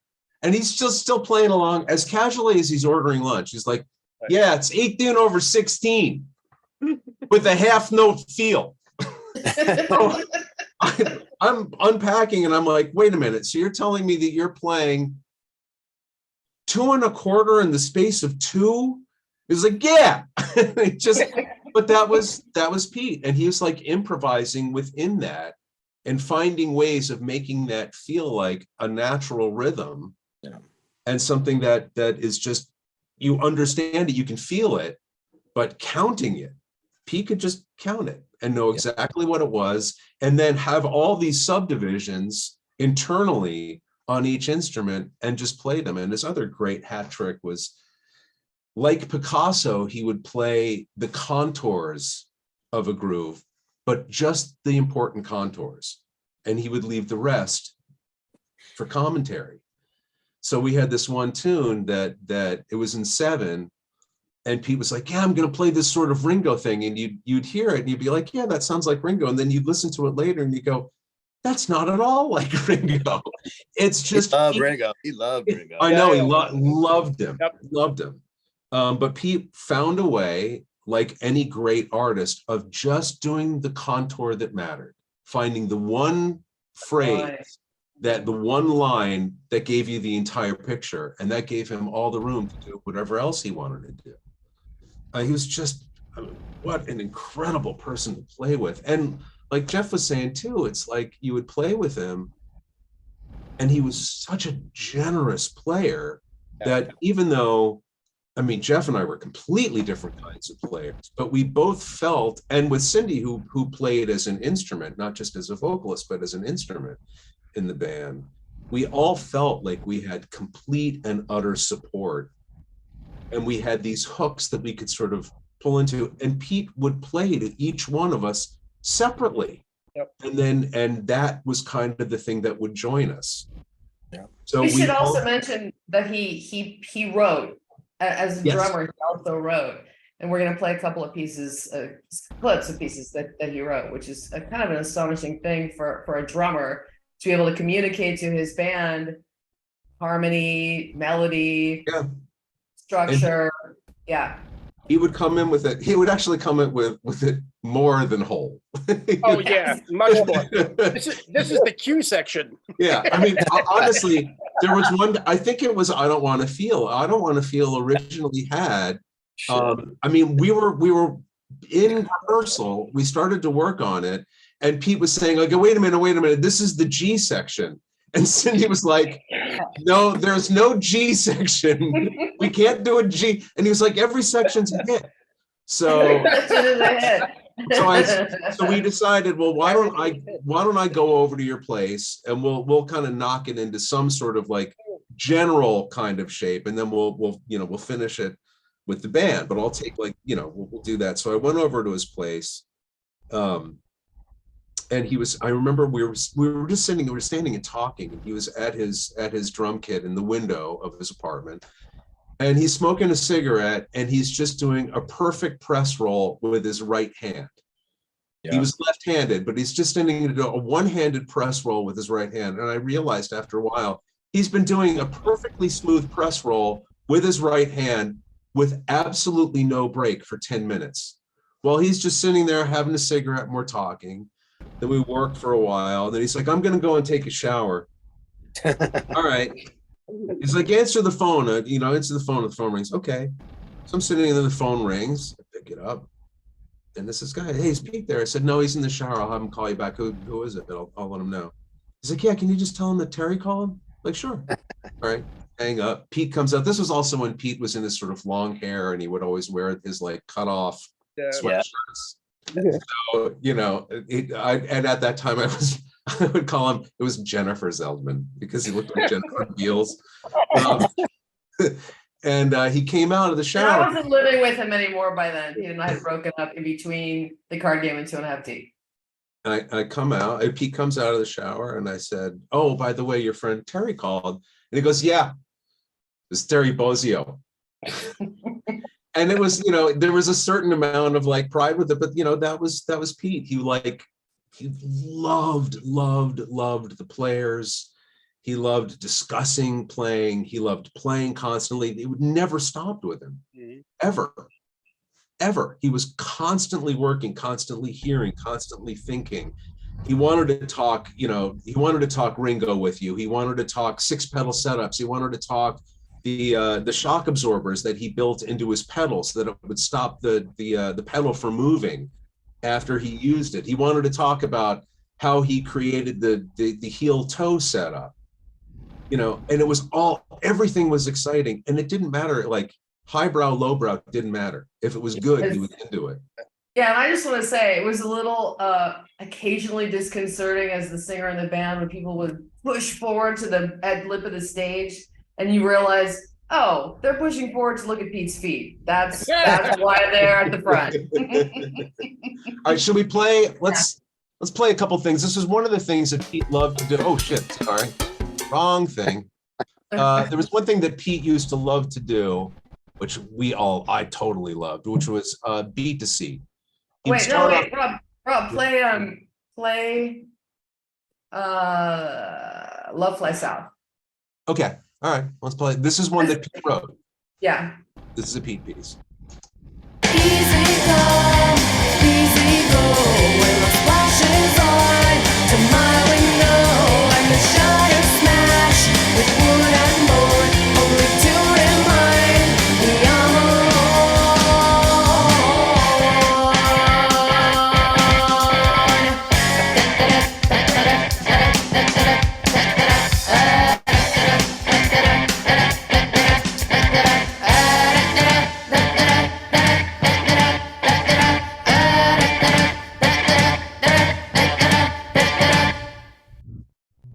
That's what happens when the drummer writes songs for your band. So That's great. outstanding.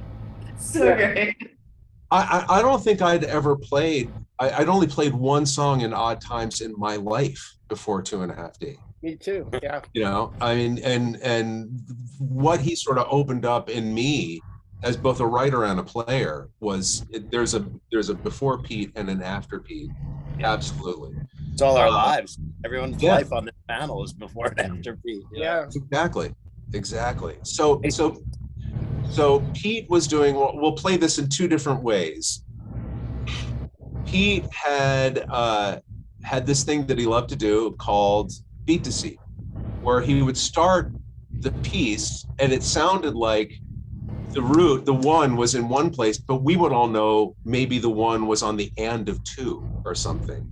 So when the band came in, it was like, oh, wait, I didn't quite get it. And to this day, I love it. Nobody could do it like Pete could, but it's just one of my favorites. I wanted to do every song like that because I thought it was like the coolest thing in the world. This was one of the things. This was from the first sessions we did. And I'll play it with his count in, and Cindy, count along with him when he does the count in. I'll play it the first time without.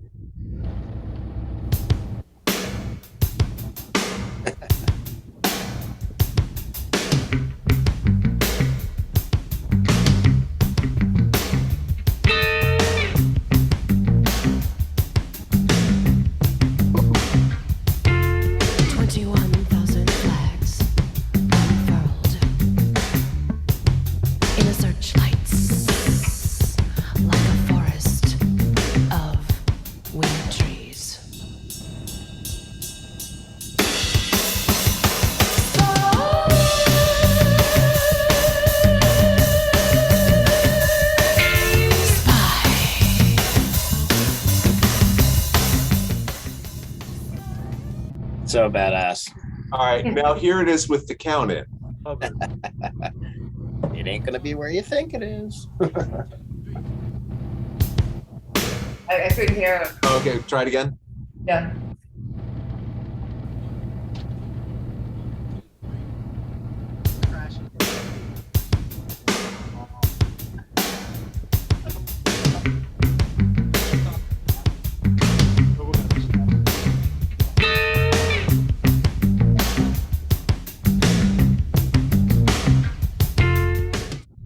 So fun. And then for all that we can, Steve, hearkening back to what you said earlier about how sensitive he could be as a player, and how sympathetic he could be as a player. This was a piece that was originally recorded with the card game. And we included it because it just shows how unbelievably delicate and conversational and warm and at the same time technically challenging he could be as a player. He was, for all of his brilliance, he was also one of the best groove players I've ever heard. Definitely. Oh yeah. One of the best what? Absolutely. Groove. Groove.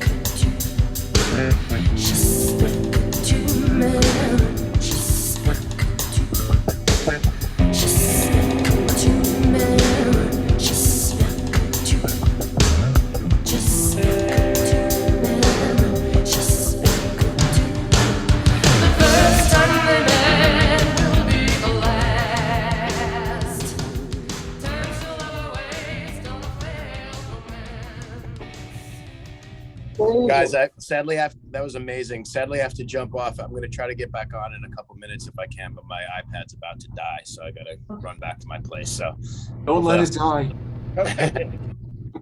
much love. Bye, honey. Thank you, Andy. Bye, Thanks, Andy. Love you, Barb. All right, so that was some 2.5D, a phenomenal experience, just like playing with him. There was one other thing we should play from, was that Pete was really good at just saying, just trust, just watch me. I'm gonna do something, just trust it. We're gonna land at the same time.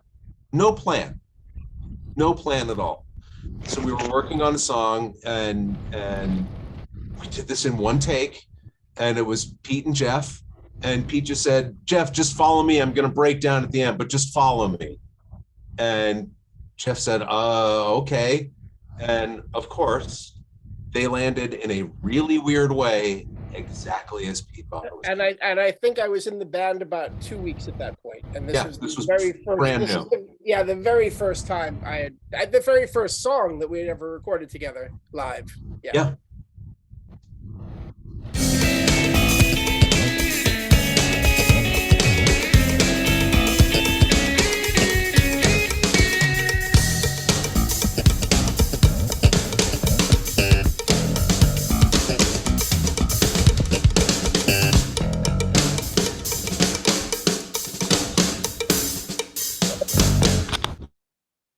That was exactly as it was. And when we were talking about doing like a live thing, like playing, actually, I realized we would have to get 3 players, all of whom are technically brilliant players, capable of doing this one person. Can't hear you very well, Rob, suddenly. I said you would need to play if we were going to do a live thing for Pete of playing music, you would need to have 3 drummers, all of whom are brilliant players on their own, to replicate what Pete do as a player. So let's move on. Let's move on to the London contingent and his life there, and that would be you, Joe, and Kenny. and Yeah. And sort of how you guys kind of got to. So I left. So I'm just waiting for the subtitles to kick in here to translate the accent so that you guys can understand what I'm saying here. It's great to be part of the panel because Steve's story about the sitting on the rooftop. Andy, I've got a mini disc recording of taking a phone call in the middle of a lesson with Andy, and over my desk over there. So hearing all these stories from the people that he'd speak about during these lessons were, it's pretty surreal sitting here in Enigma, hearing him for the first time. So I left Australia in about 97, went over to England to try and do the whole music thing. And I think at that stage we had a guy out here called Grant Collins, who's he was our version of Terry Bozzio, and he had this just this behemoth of a kit. Like it was a monster. There was 100 pedals. I think Pearl went broke just supplying him with a kit. It was incredible. So that was my reference to that sound, if you will. And I'd been over there for a little while and looking for a teacher and whatever, and studied with a couple of guys, and it was sort of falling, I guess, a little bit below what a young Aussie kid would think, sort of going over to London and should have been the whole music thing was. And I remember being in a rehearsal space one day, and there was this Swedish bass player. And we were just talking because he'd come over from Sweden to sort of do the same thing. And we're like, how are you finding it, blah, blah, blah. And all of a sudden it was like, you've got to go and check out this Pete Zeldman guy. He will blow your fucking mind. And I was like, okay, never heard of this dude, but sure, why not? so we got the details, and I remember calling him, and he's like, yeah, man, well, you know, I'm available next Tuesday. So how does that sound for you? I was like, yeah, cool. Well, that works. And as I wrote in that thing, like I remember just walking down to the house and just hearing this sound just come out of nowhere. And it was, you know, the neighbors, I don't know how they lived at that in the street, because you got these little English houses with this, you know, intense Pete sound coming out. And yeah, just remember walking up going, there's no way this guy's going to be able to hear me knocking on a door. Like, above all of that, there's just, I'm going to be here for a day just knocking. He's going to charge me for a lesson that I turned up for, and all this sort of stuff just going through your head, you know. And it stopped sort of a couple of minutes, and this little dude walked out of the house, and I thought nothing of it. You know, it was a terraced house, so I just thought it was one of the neighbors. And he's like, oh man, you must be Joe. It's like, yeah, you are? He says, I'm Pete. I was like, wow, okay. There's no way you're making all that sound, dude. Like, you can barely touch a pedal, you know. There must be an army of pygmies or something down there in that basement with you. And like, he had this instant energy of just going into that, you know, that warm, welcoming thing that people were talking about early on. And we went downstairs, and as I was walking down the stairs, I remember thinking that, you know, similar to Grant, where, you know, we're in this little, he lived in the basement at the time of this guy, Hans, and thinking like, this basement must be huge. Like, Grant Collins had this kit that was just, you know, a city. So Pete must have had something similar to this to be making all these sounds. And I walked into the basement, we walked around the corner, it was just this standard 5-piece kit. And I'm like, okay, you got me. You got me. This is a gag, right? And he's like, no. And he sat down and did his thing. But for me, I think the memories that stand out for me was, as Andy sort of alluded to before, the whole concept thing, but also just his enthusiasm about teaching and the way he actually went about teaching. So I'd been studying with him for it's probably about 2 years, and I'd saved up some money, and I went over to Los Angeles and sought out I guess one of my heroes over there, and went studying with him. And I was there for about a week, and it was very underwhelming, I guess, compared to that of the Pete Zeldman lessons. Let's just put it that way. He was, he was very flat, and he's, you know, he's a big name player. But I remember coming back from that experience and sitting down at the kit with Pete again, and he was like this. It was like a switch being flicked. You know, he was just like bang, and he was, okay, I've had that, but yeah, this is where it's at. And he just, I think everyone talks about his musical prowess and his concept and that, but I think for me, his gift was, I think his ability to teach, because that experience going to Los Angeles taught me that even though this guy was an amazing player, he couldn't teach. And you know, he was a sort of fairly renowned drummer for teaching, but he just didn't have that thing that Pete had, you know. Yeah, for sure. It was incredible. It was incredible. And yeah, there's so many stories. I mean, where do you start? But yeah, for me, it's you know, I've got a bag full of sort of the best part of 3 years of weekly mini discs of these lessons.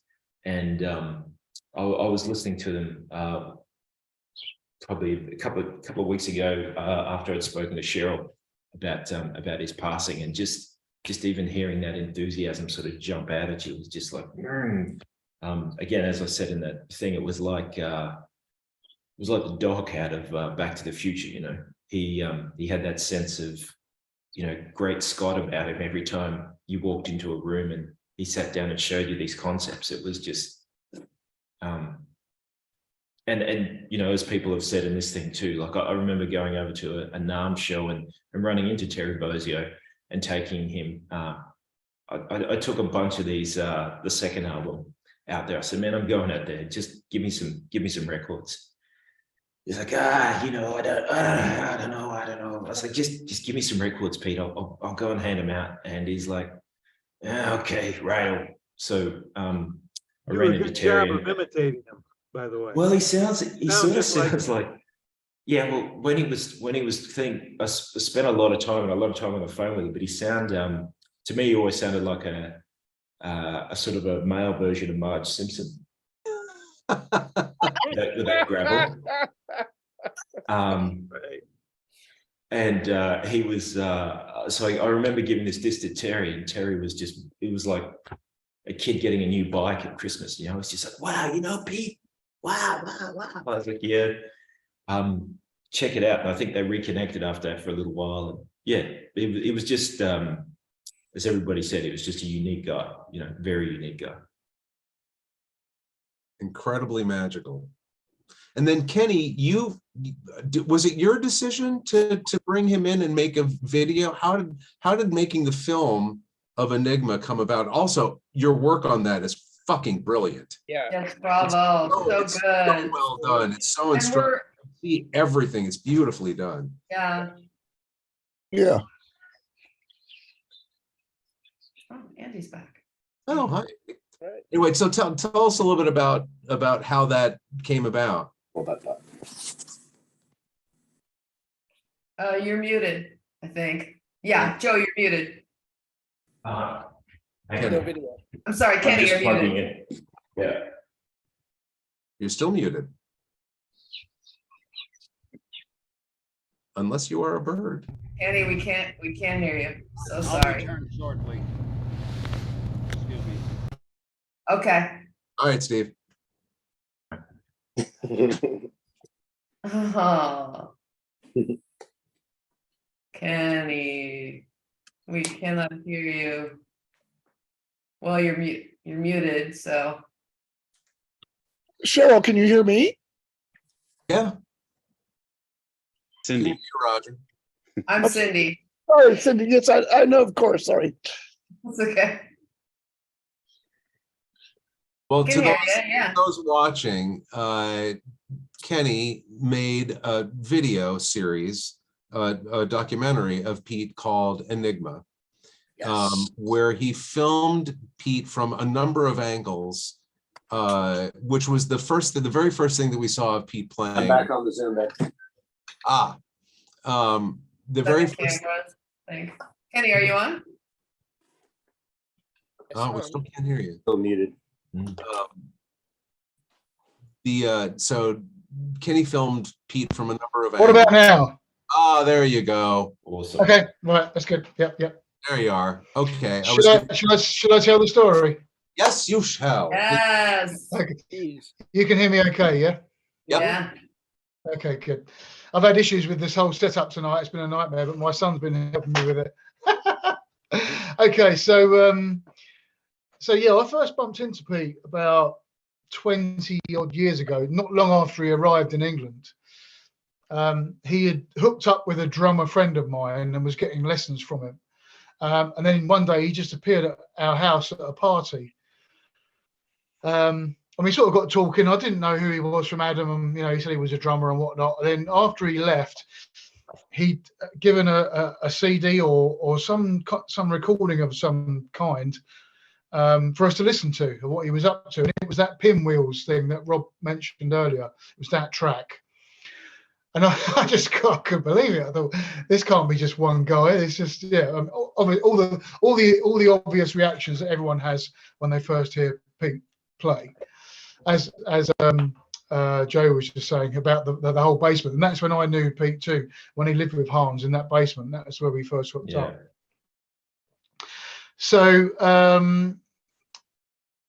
it was probably about another 10 years went by before we sort of hooked up together with each other again. And like I say, it's all a bit hazy. I don't quite know how we ended up getting together. Maybe Cheryl can refresh our memory about this, but we ended up getting back together, and they got talking about stuff. And at that time, I was teaching at Kingston University. I was teaching on a moving image course, and I had access to a load of equipment and all sorts of bits and bobs. And so the sort of two things just kind of came together. And I thought, you know, why are you not in drum magazines every month? Why, you know, where are you on the radar of drummers? Because you know, you're just so far above everyone else that I've ever seen or heard, but I've never seen or heard of you. You know, and so that was my motivation for doing it, was to try and get this guy an audience. You know, there he was living in this little house in Molesey in South London, and he had his St. Retham, I think it's called, isn't it? Yeah. Streatham Road, right? Streatham Road. Yeah, oh no, Streatham. this St. Retham. St. Retham, yeah. Oh no, this is Molesey now. This is where he was with Cheryl by the time that we re-hooked up, and he had the whole studio built at the end of the garden, all lovely, soundproofed. He had the two kits at either end, so it was all kind of, you know, it was a lovely little setup he had down there. All sound, like I say, all soundproofed properly. You couldn't hear anything outside of the actual little area itself. It was brilliant. So so that was the motivation, really, was to sort of get this guy an audience. It just seemed criminal that he wasn't on the tip of everyone's tongue when you were talking about drummers. So we decided to make something, and like I say, I was in a position to be able to do it. So we had all the kind of kit, and so he had a body of work that he had been working on for a number of years that he wanted to get it out there. So that was, you know, the two things just came together. It was all just sort of serendipitous, if you like. It all just kind of, it was the right place and the right time. It all happened. So he had a lot more material than we actually recorded, because obviously a DVD only holds a certain amount of material. And he also wanted to do like a talk on there as well that was just him talking about stuff. He thought that was just as important as the performances, which, you know, if you watch the DVD, you'll understand that it is. And so, yeah, we had to, it was, I mean, talking technical, because of the limitations with the way we were shooting, we had 7 cameras. And so we had to shoot it in 2 lumps across the space of about a year, because we didn't have enough hard drive space to record the whole thing in one go. It was generating an enormous amount of material.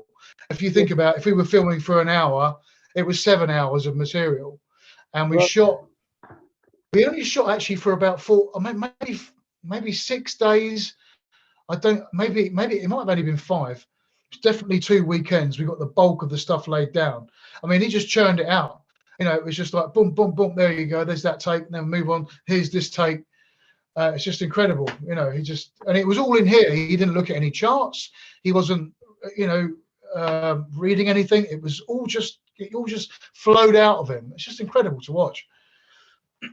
So we shot the first chunk, and then we had to edit that first chunk, and then we had to lay that down. And so in terms of sort of making it, we had to lock everything down in that first chunk, because that obviously had to follow through to the second one and everything else. So we had to get the sound sorted out.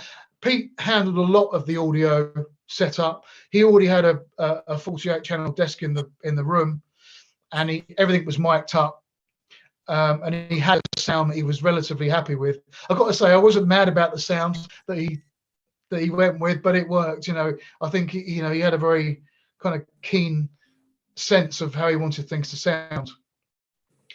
So the audio side of things was kind of taken care of, and anything that needed tweaking there, he did himself. I purely got involved in sort of the acquisition of the pictures, and then we both sat down together and we cut it all up. Some of these tracks, or the ones that you see on the video, were a lot longer than the ones that actually made the cut, and there are lots of cuts on there. You can't see them obviously because, you know, it's multiple angles, and when we switch angles, we will maybe chop out 2 minutes, and then we go back in again and chop out another minute on another cut, and so you can't tell, and it all seamlessly works together as a piece. So there was a lot more filmed than what you actually hear. So second section, so we put that away, if you like. We sort of cut, maybe, I don't know, I can't remember how many tracks are on the DVD, but we cut, say, half of it, and then we recorded the next chunk, and then we cut that all down. And it took the whole process probably from start to finish in terms of talking about it to getting the finished project was probably just about 18 months, just over 18 months, I suppose. And it was all done at his house. It's a remarkable document. It really is. It's just a remarkable document. Thank you for doing that. We needed it. Thank you very much for doing it. Yeah, I felt that too, you know. Important. And we're gonna when we close this, pretty soon. I'm sorry. Close it. We're gonna close on one of the pieces from it. Okay, I'm sorry. Which document was that? This is from the documentary that Kenny did called Enigma. It's a documentary playing. It's called Enigma. Can you hear me? Okay. All right. It's called Enigma. We're gonna play some of it, and it's on Pete's YouTube channel. So Steve, we'll make sure that you have, like, we'll post that out, and we'll make sure you have it as well. Let's get Steve a DVD. Yeah.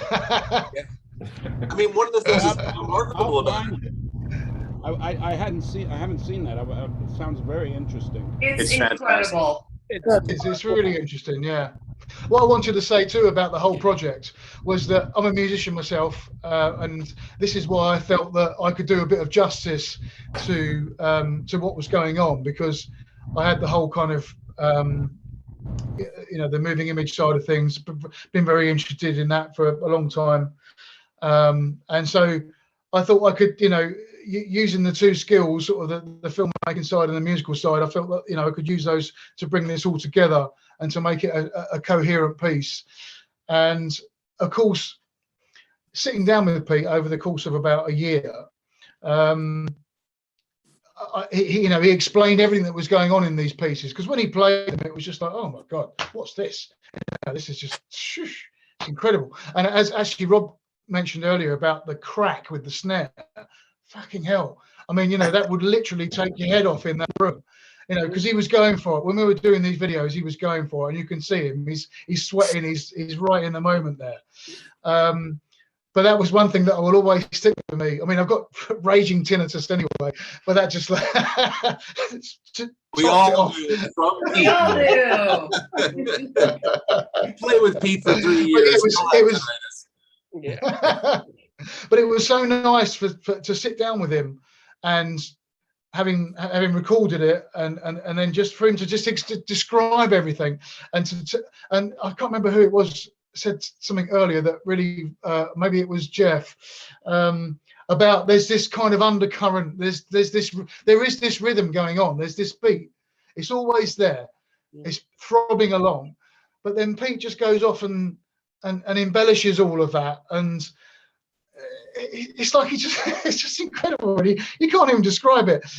He just kind of goes off somewhere, and he's tinkering away with one side of the kit with one hand, or maybe two, maybe a leg, but all the while there's that throb going on. And I think that if you can kind of tap into that, if you can kind of feel the sort of the meter, if you like, then you then get a bigger appreciation, I feel, of what he's doing on top of that, because it's, there's so many layers. In order to make rhythm interesting, typically there needs to be some sort of a reference point, which is one of the most brilliant things about Pete, is like there would always be, as you said, some sort of pulse that you could relate everything else to. It's just like if you're looking at like an above view of our solar system, you see the sun, you see the planets, but what you don't realize is that if you see it in real time, it's this swirling, undulating thing that's doing, it's like, if you look at it like this, it's one thing, but when you see it in motion, it's this insane, there's so much depth, there's 3D, there's 4D. So to your point, Kenny, it's like, that undercurrent makes the other rhythms more interesting because there's something to relate them to. Because just in the ether, it could just sound like a cat walking across a piano, but within context, it's like, oh my God, it gives it so much more dimension and structure. So great point. He heard music in so many different places, in so many different things, and he could express that. He could express all of these different rhythms and all these contrasting rhythms. He could express them musically in a way that was both It both grooved and it also was emotional. It had an actual feeling. And his, I liken it to his approach. The closest I can think of is the way that a theoretical physicist approaches a complex problem. You create an artificial thing by which to measure.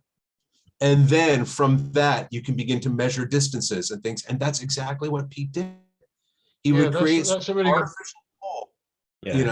That's a really good point, Rob, actually. It's a good analogy. Yeah. Rob, just on your analogy, there was, you talked about the physicist. I remember Pete coming in one day and he's like, today we're going to discover the theory of musical relativity. And I'm like, this guy belongs in a, this guy belongs in a, in a science lab. And he talked about, he's like, any group of notes can be one thing. It can be three things, but will only always ever be one thing. And I'm like, okay, man, I don't know where you're going with this. And he's like, it could be a phrase, a rate, or a time signature, but it's always a phrase. Think about that. He was like both the professor and Chico Marx in the classroom throwing spitball. Yeah. Both at the same time. He was like hilarious and incredibly relatable, and then say this like jaw-dropping, astonishing thing. Oh God, did I love it? He was like Spock and Dr. McCoy at the same time. Giving himself just slightly shorter. And he loved it. It was on Star Trek too. Shorter. Someone else said something earlier that really made me think, and I wrote it down because it just, what do you call it, rang a bell, if you like, in my head. And that was that he would make unusual time signatures normal. And I think that's what he was really good at, is that he could create all these crazy things. And most people probably wouldn't even understand what all that really meant. But he could make it understandable. I think that was where all his magic was, but some of his magic was in making that accessible to people, It was relatable.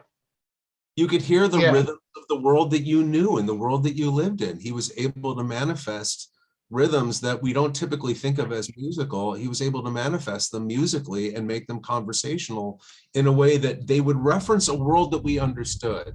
I mean, Pete is the only drummer I have ever known in my life on a non-melodic instrument. He could make me cry. Well, I do remember being in the car with Phyllis, with Pete's parents one day, and Phyllis said, and just to refresh your memory, Phyllis went to Juilliard. She studied piano and cello, and she was quite an advanced musician herself. And she said, when Pete was young, he said to me, Mom, I want to play drums so beautifully someday it will make people cry. And that made me cry. And then she made her cry. And she turned around, she saw I was crying. She said, oh, you're crying, and I'm crying too. And there are times that I listen to Other Not Elsewhere or Twilight Walks Over, and it's so beautiful. It does make me cry. And then I'm not sure it was clear enough in the very beginning of this session, but we did listen to Pistons for Pinwheels and Whirlybirds. And there's this wonderful section of Pistons for Pinwheels and Whirlybirds where Pete's playing what is it, Rob? It's a party horn. A party hat, like a party horn, right? And Pete played it. And he was sick the day that he played it, and it has this insane sound. It's got this and Pete said he was sick when he Jack is saying we never heard Pistons. I didn't hear it in the beginning either. Okay, then I'm gonna play it right now. So we'll explain that when Pete played that piece in his studio in Mott Street, he had a pretty high fever, and he could never recreate that sound. He kept trying, he couldn't recreate it. And every time I listen to Pistons for Pinwheels, I just think it's so funny listening to that party horn. And the clip that we took has that in it. So right. Here we go.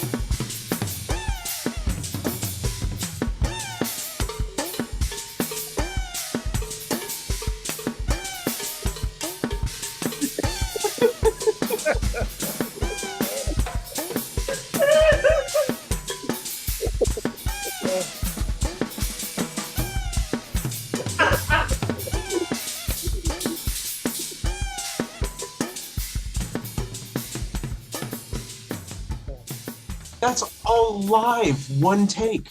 That entire thing was live, one person. I can Live. guarantee that there were no overdubs.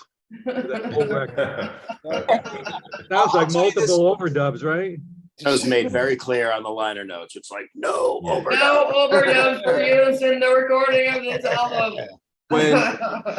When Cindy and I went to London to see Pete right before he passed, and then we're back in Porto, that was the first thing we wanted to listen to, because it was just, that is so full of everything that makes Pete so magical and wonderful.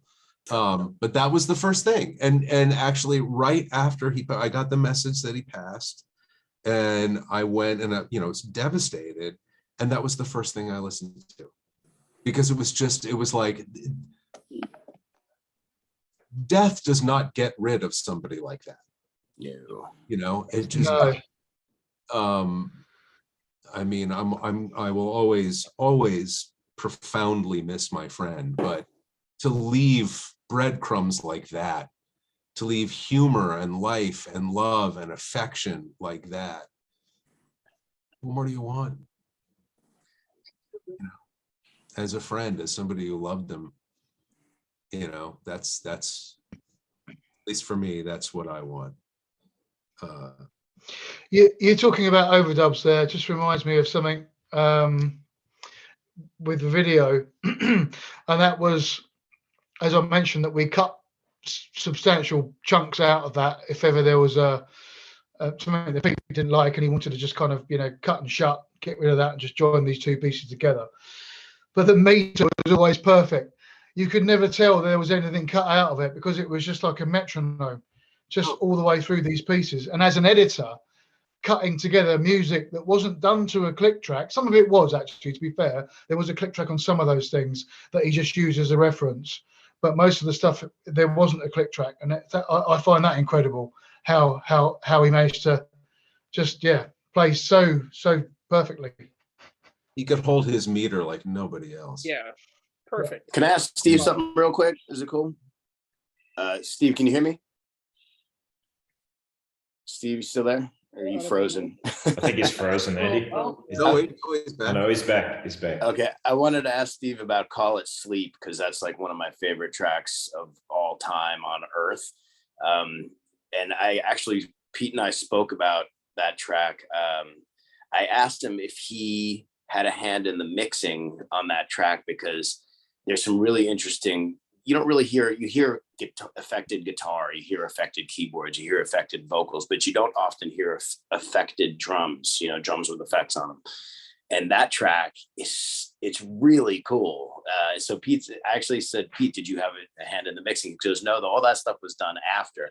So I wanted to ask Steve if he could remember, what his concept was for doing that. And it's frankly, I think it's something that people should do more often, but it's difficult because the drum set's a wild beast to try to put effects on. But I don't know if Steve's even available now. I think we lost. I think he's on a tour bus. He's on a tour bus. He's on a tour bus in Romania, where for a change, ostrich carpaccio is a delicacy. So things are it's true. Can I just ask Kenny something? Kenny, you brought up something before about when you first met him and you were sitting there thinking, how is this guy not on a drum cover, or the drum glitterati, if you will. And I remember thinking exactly the same thing. Within, I don't know, probably 30 seconds of standing there in the basement, like just going, how the hell are you in here?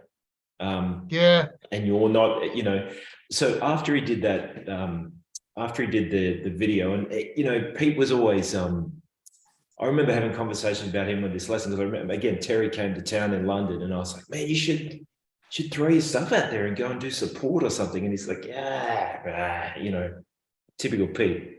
But he was always talking about this whole sort of third person acknowledgement of talent. Like, you know, he couldn't put himself out there. He has to wait for, you know, the press or whoever to pick it up and actually go and say, you have to listen to this. And he'd always talk about, you know, the guys in those positions, most of them not knowing what they were listening to in any context. They had to be told by somebody else who was a person that this is good, therefore you should press it. And it was a really cool way that he explained it. But I was just wondering, after that DVD and that released, was there any in England, because I was back here at that stage, was there any of that uplift where people were actually pulling that out and going, hey, you need to go and check this out because of what it is? Yeah. Like, did he get any of those accolades? Because again, he was very under the radar talking about that stuff. He wouldn't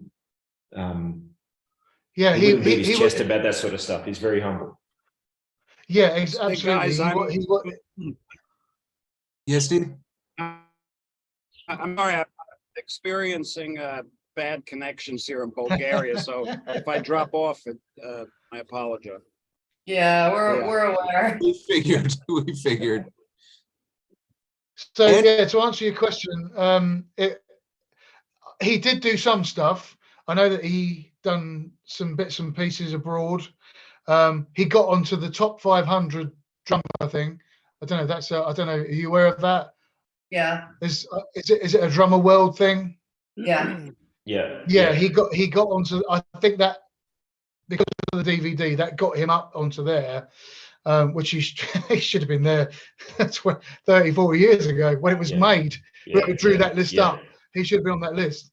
But actually, Cheryl's probably the best person to ask about that, because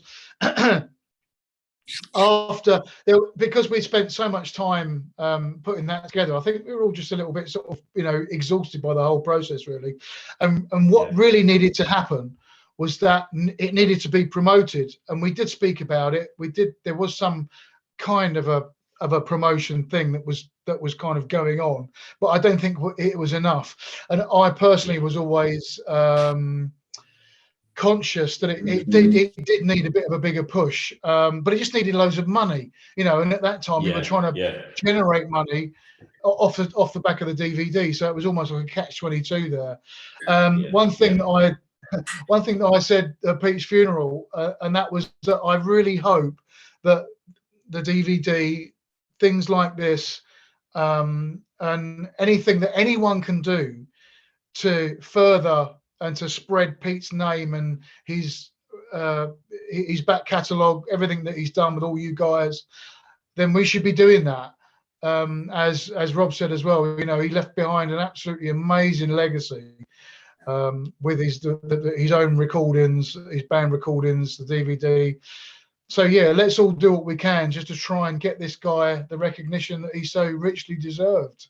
Well, part of his legacy, interestingly, at least to me, and I could be wrong, this is my thinking on it, I think he found self-aggrandizement anathema to his purpose. He found it a distraction because he seemed to avoid it in a lot of ways. And I think one of the things I'm most grateful for, Vinny, right before Pete passed, maybe 2 weeks before Pete passed, Vinny did an interview, a podcast. Yeah. And Pete at this point was fairly, like, the cancer had really riddled terribly, and he was just absolutely worn out.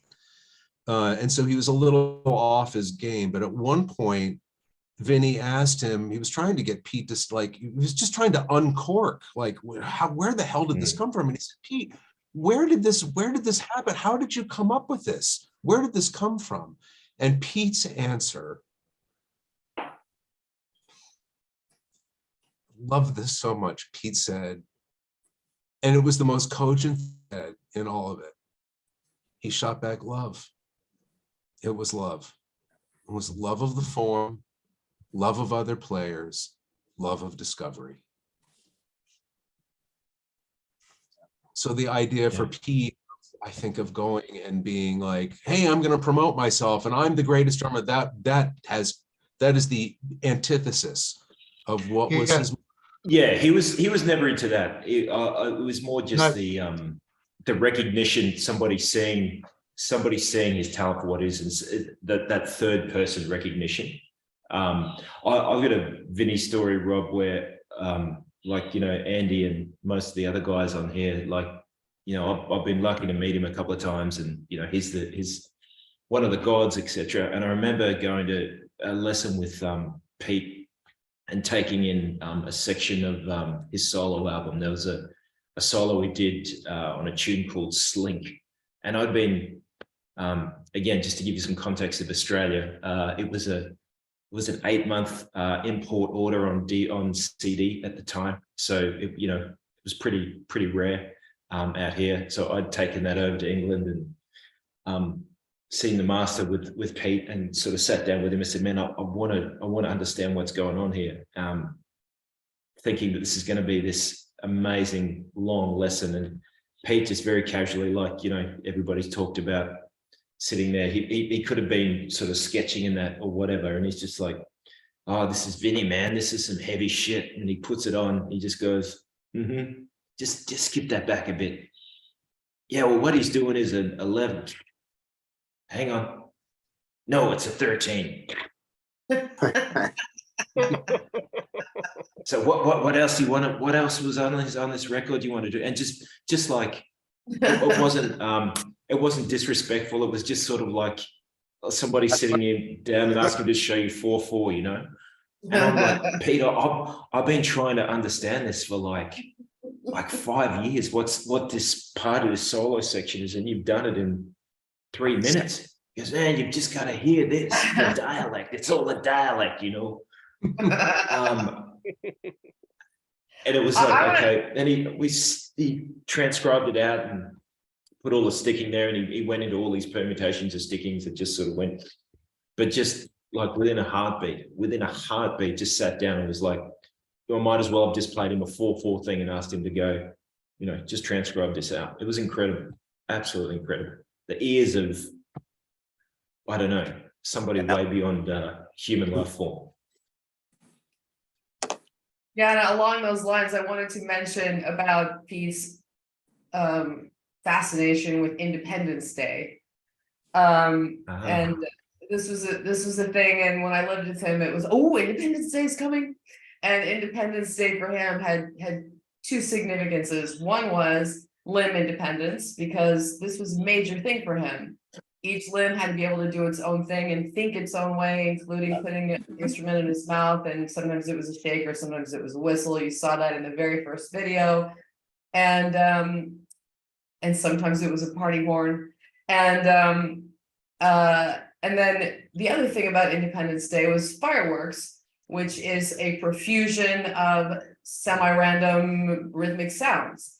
And every year, Pete and I would go out to listen to and watch fireworks. Pete would take, at that time, a giant boombox to record fireworks. And then after he would record them, he would come home and he would set them up next to a metronome. And as casually as somebody looking like somebody writing down a grocery list, he would just transcribe what he was hearing and write down the patterns of the fireworks against the metronome, and then he would further orchestrate it onto the kit and play it. I mean, it was just, he was just an otherworldly being, truly.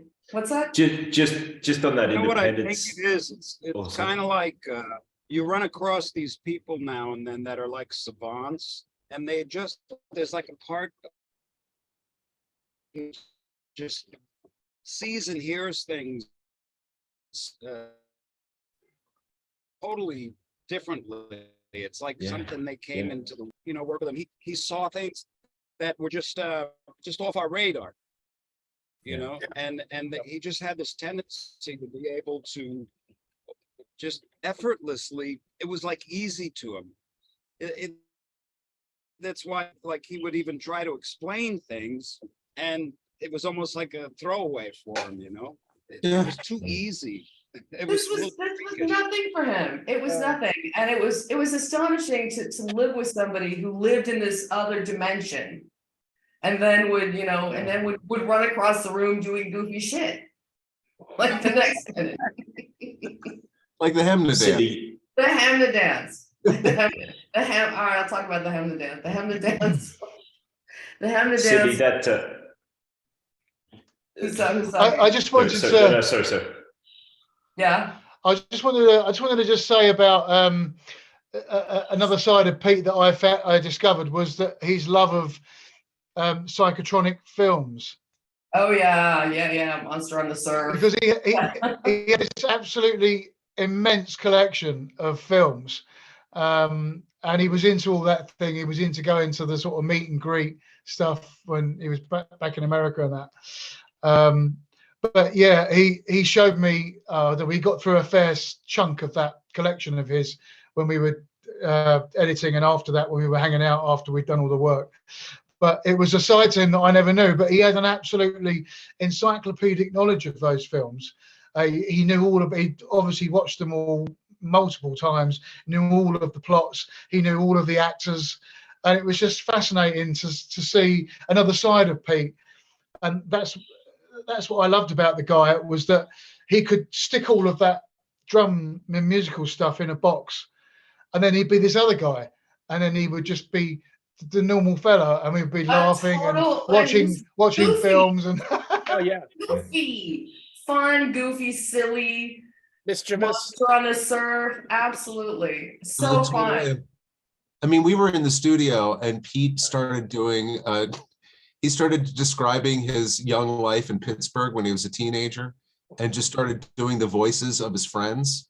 And so he basically came up with, and he knew it was funny. So he had three phrases that he was saying, and he kept repeating them at odd intervals while we're like recording. So one was, nah, was, don't torture me.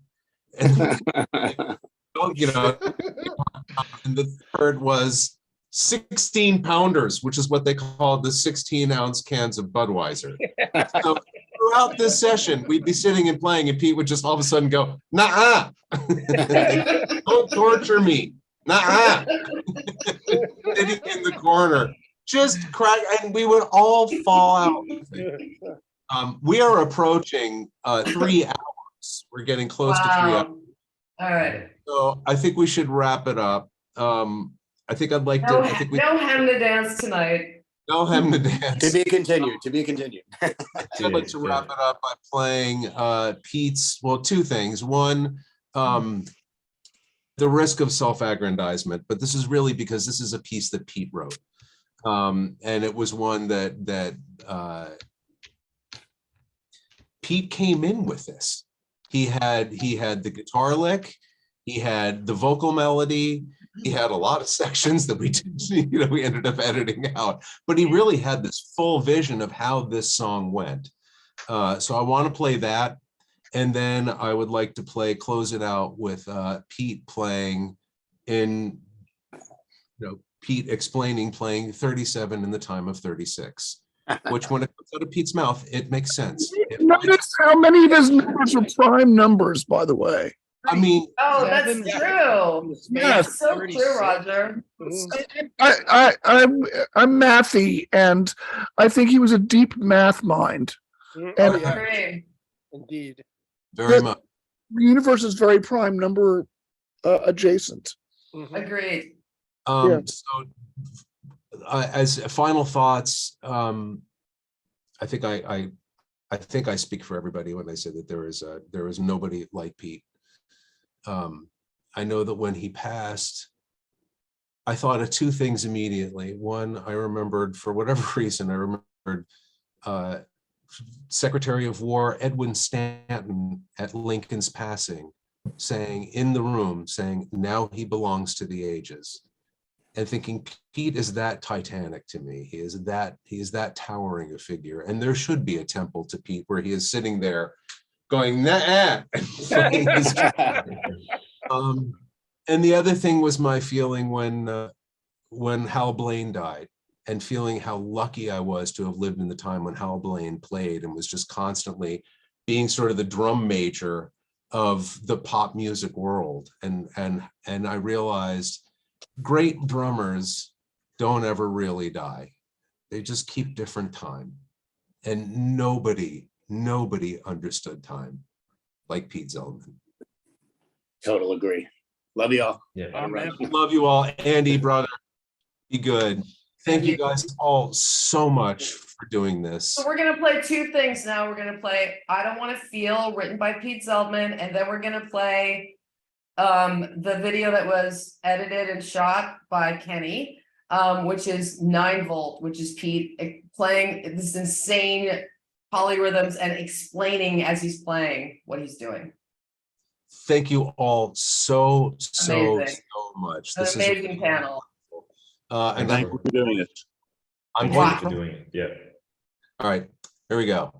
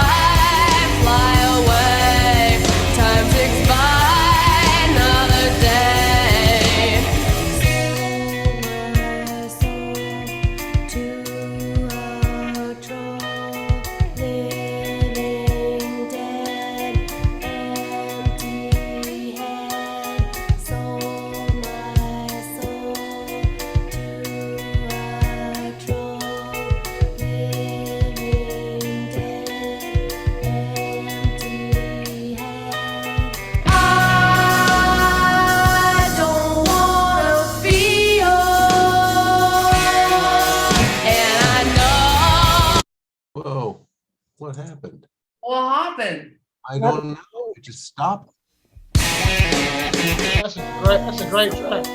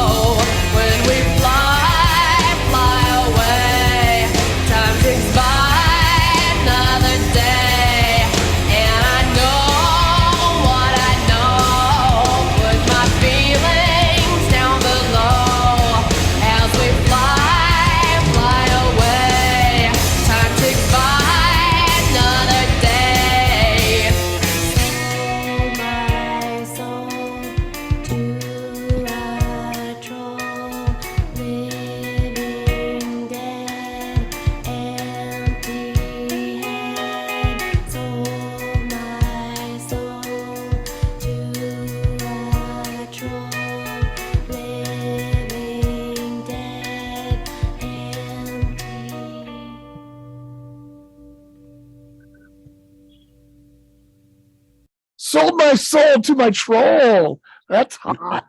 That is hot. We will leave you with this. Okay.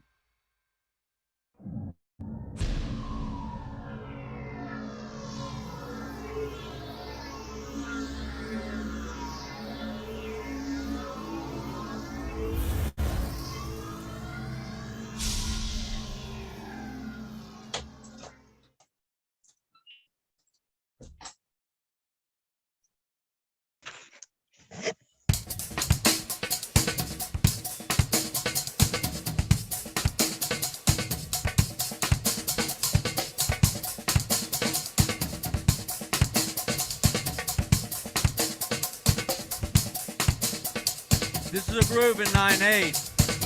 My buddy. Oh. I'm doubling up in the feet per eighth note, so I have 18 parts per bar.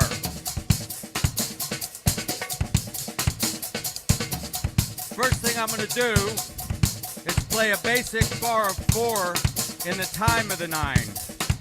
That sounds like this.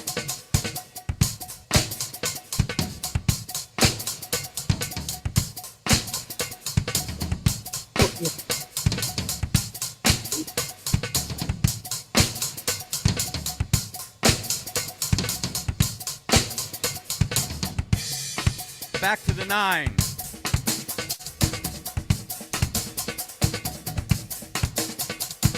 I'm going to play another 4 now, but hands and feet are playing at the same speed. So I have a big cross rhythm of 18 passing through the 4. That sounds like this.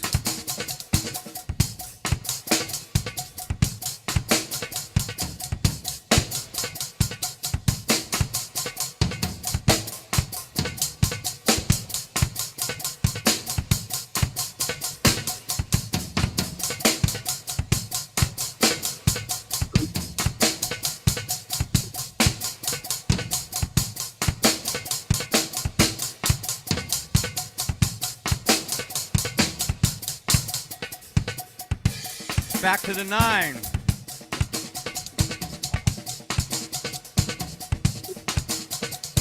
I'm going to play another bar of 4 now in the time of the 9, but it's triplet bass, so it's 12 parts per bar in the hands. I'm going to play it as swing. So this is 12 in the time of 18.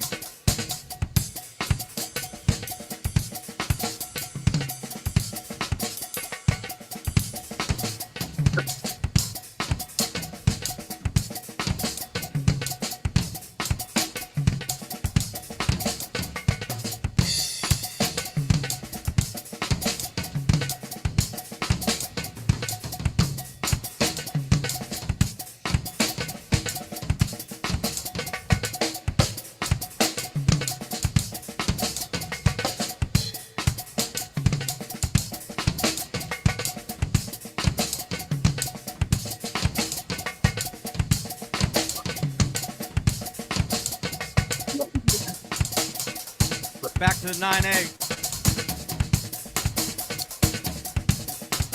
I'm going to play a really weird bar of 4 now, because the 4 will come out at 16 parts in total in the time of 27 in the feet. Same phrase of 18. So 16 in the time of 27 sounds like this.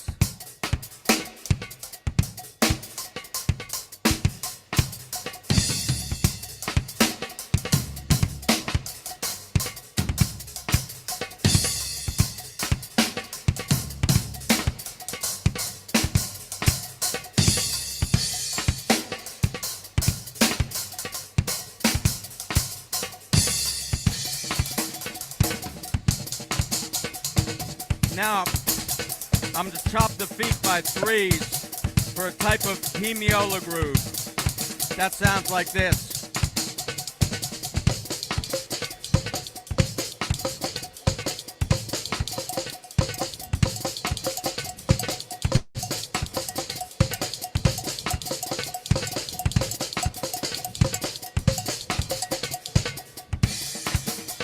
I'm going to squeeze a basic bar of 7 into the 9 now, and that sounds like this.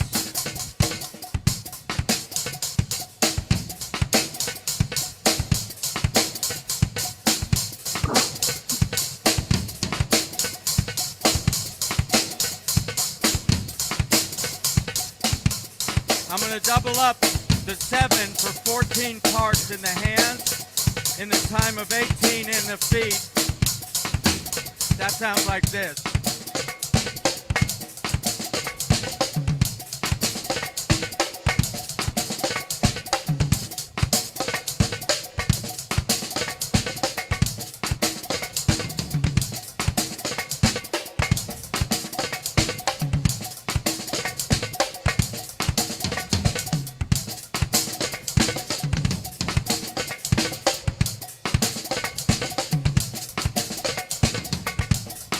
I'm going to remove one of the notes from the 14 for 13 parts and reorchestrate. 13 in the time of 18 sounds like this.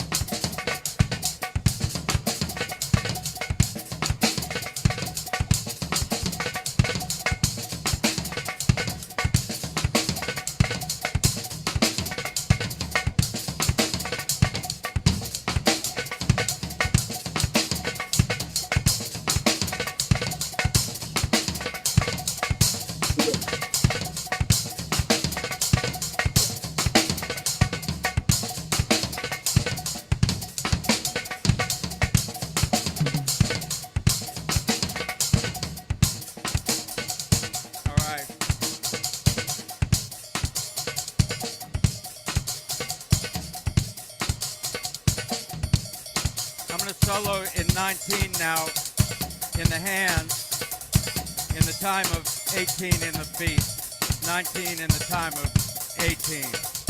Sounds like this.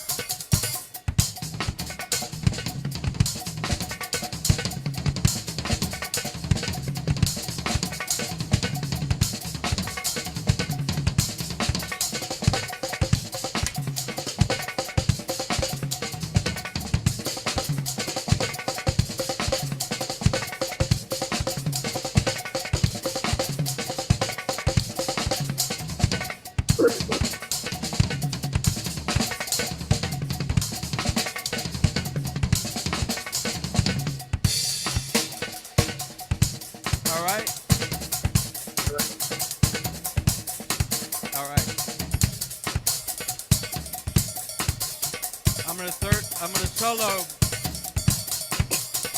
through 2 bars, a 2-bar phrase. So I got 36 parts in the feed.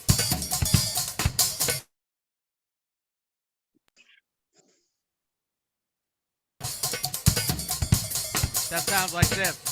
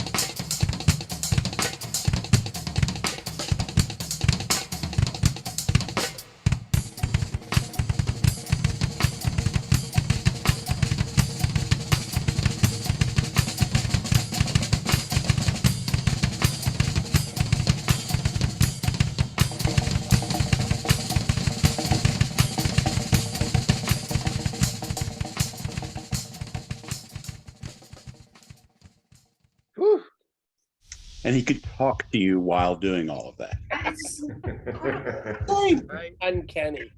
it's just I want to leave this up. So Uncanny. grab it. Kenny, brilliant, brilliant, brilliant work. Seriously. Yeah. Thank you.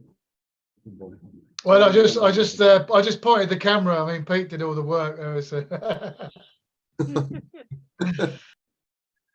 I think I did see that before. I remember, I think he said, I've never seen anything like that. And I don't know when we will again. I really don't. A once in a millennium talent on the order of. All right, gentlemen.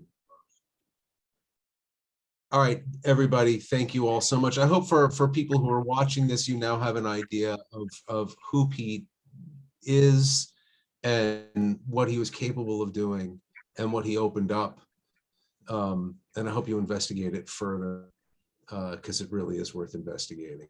And I hope we do more of this because God knows he deserves it. Thank you all so much. Thank you. Reminds me, I need to go Thanks for work on my organising chops that. right now. Great meeting. Really nice. They Thanks for need the it. They invite. need. Yeah, Thanks, thanks for the everybody. invite, Hey, Cindy. great job, Rob, Cindy, thank you. Thank you. Yeah. Pleasure. Love you Thanks, guys. everyone. Bye. Everybody. See ya. Bye-bye.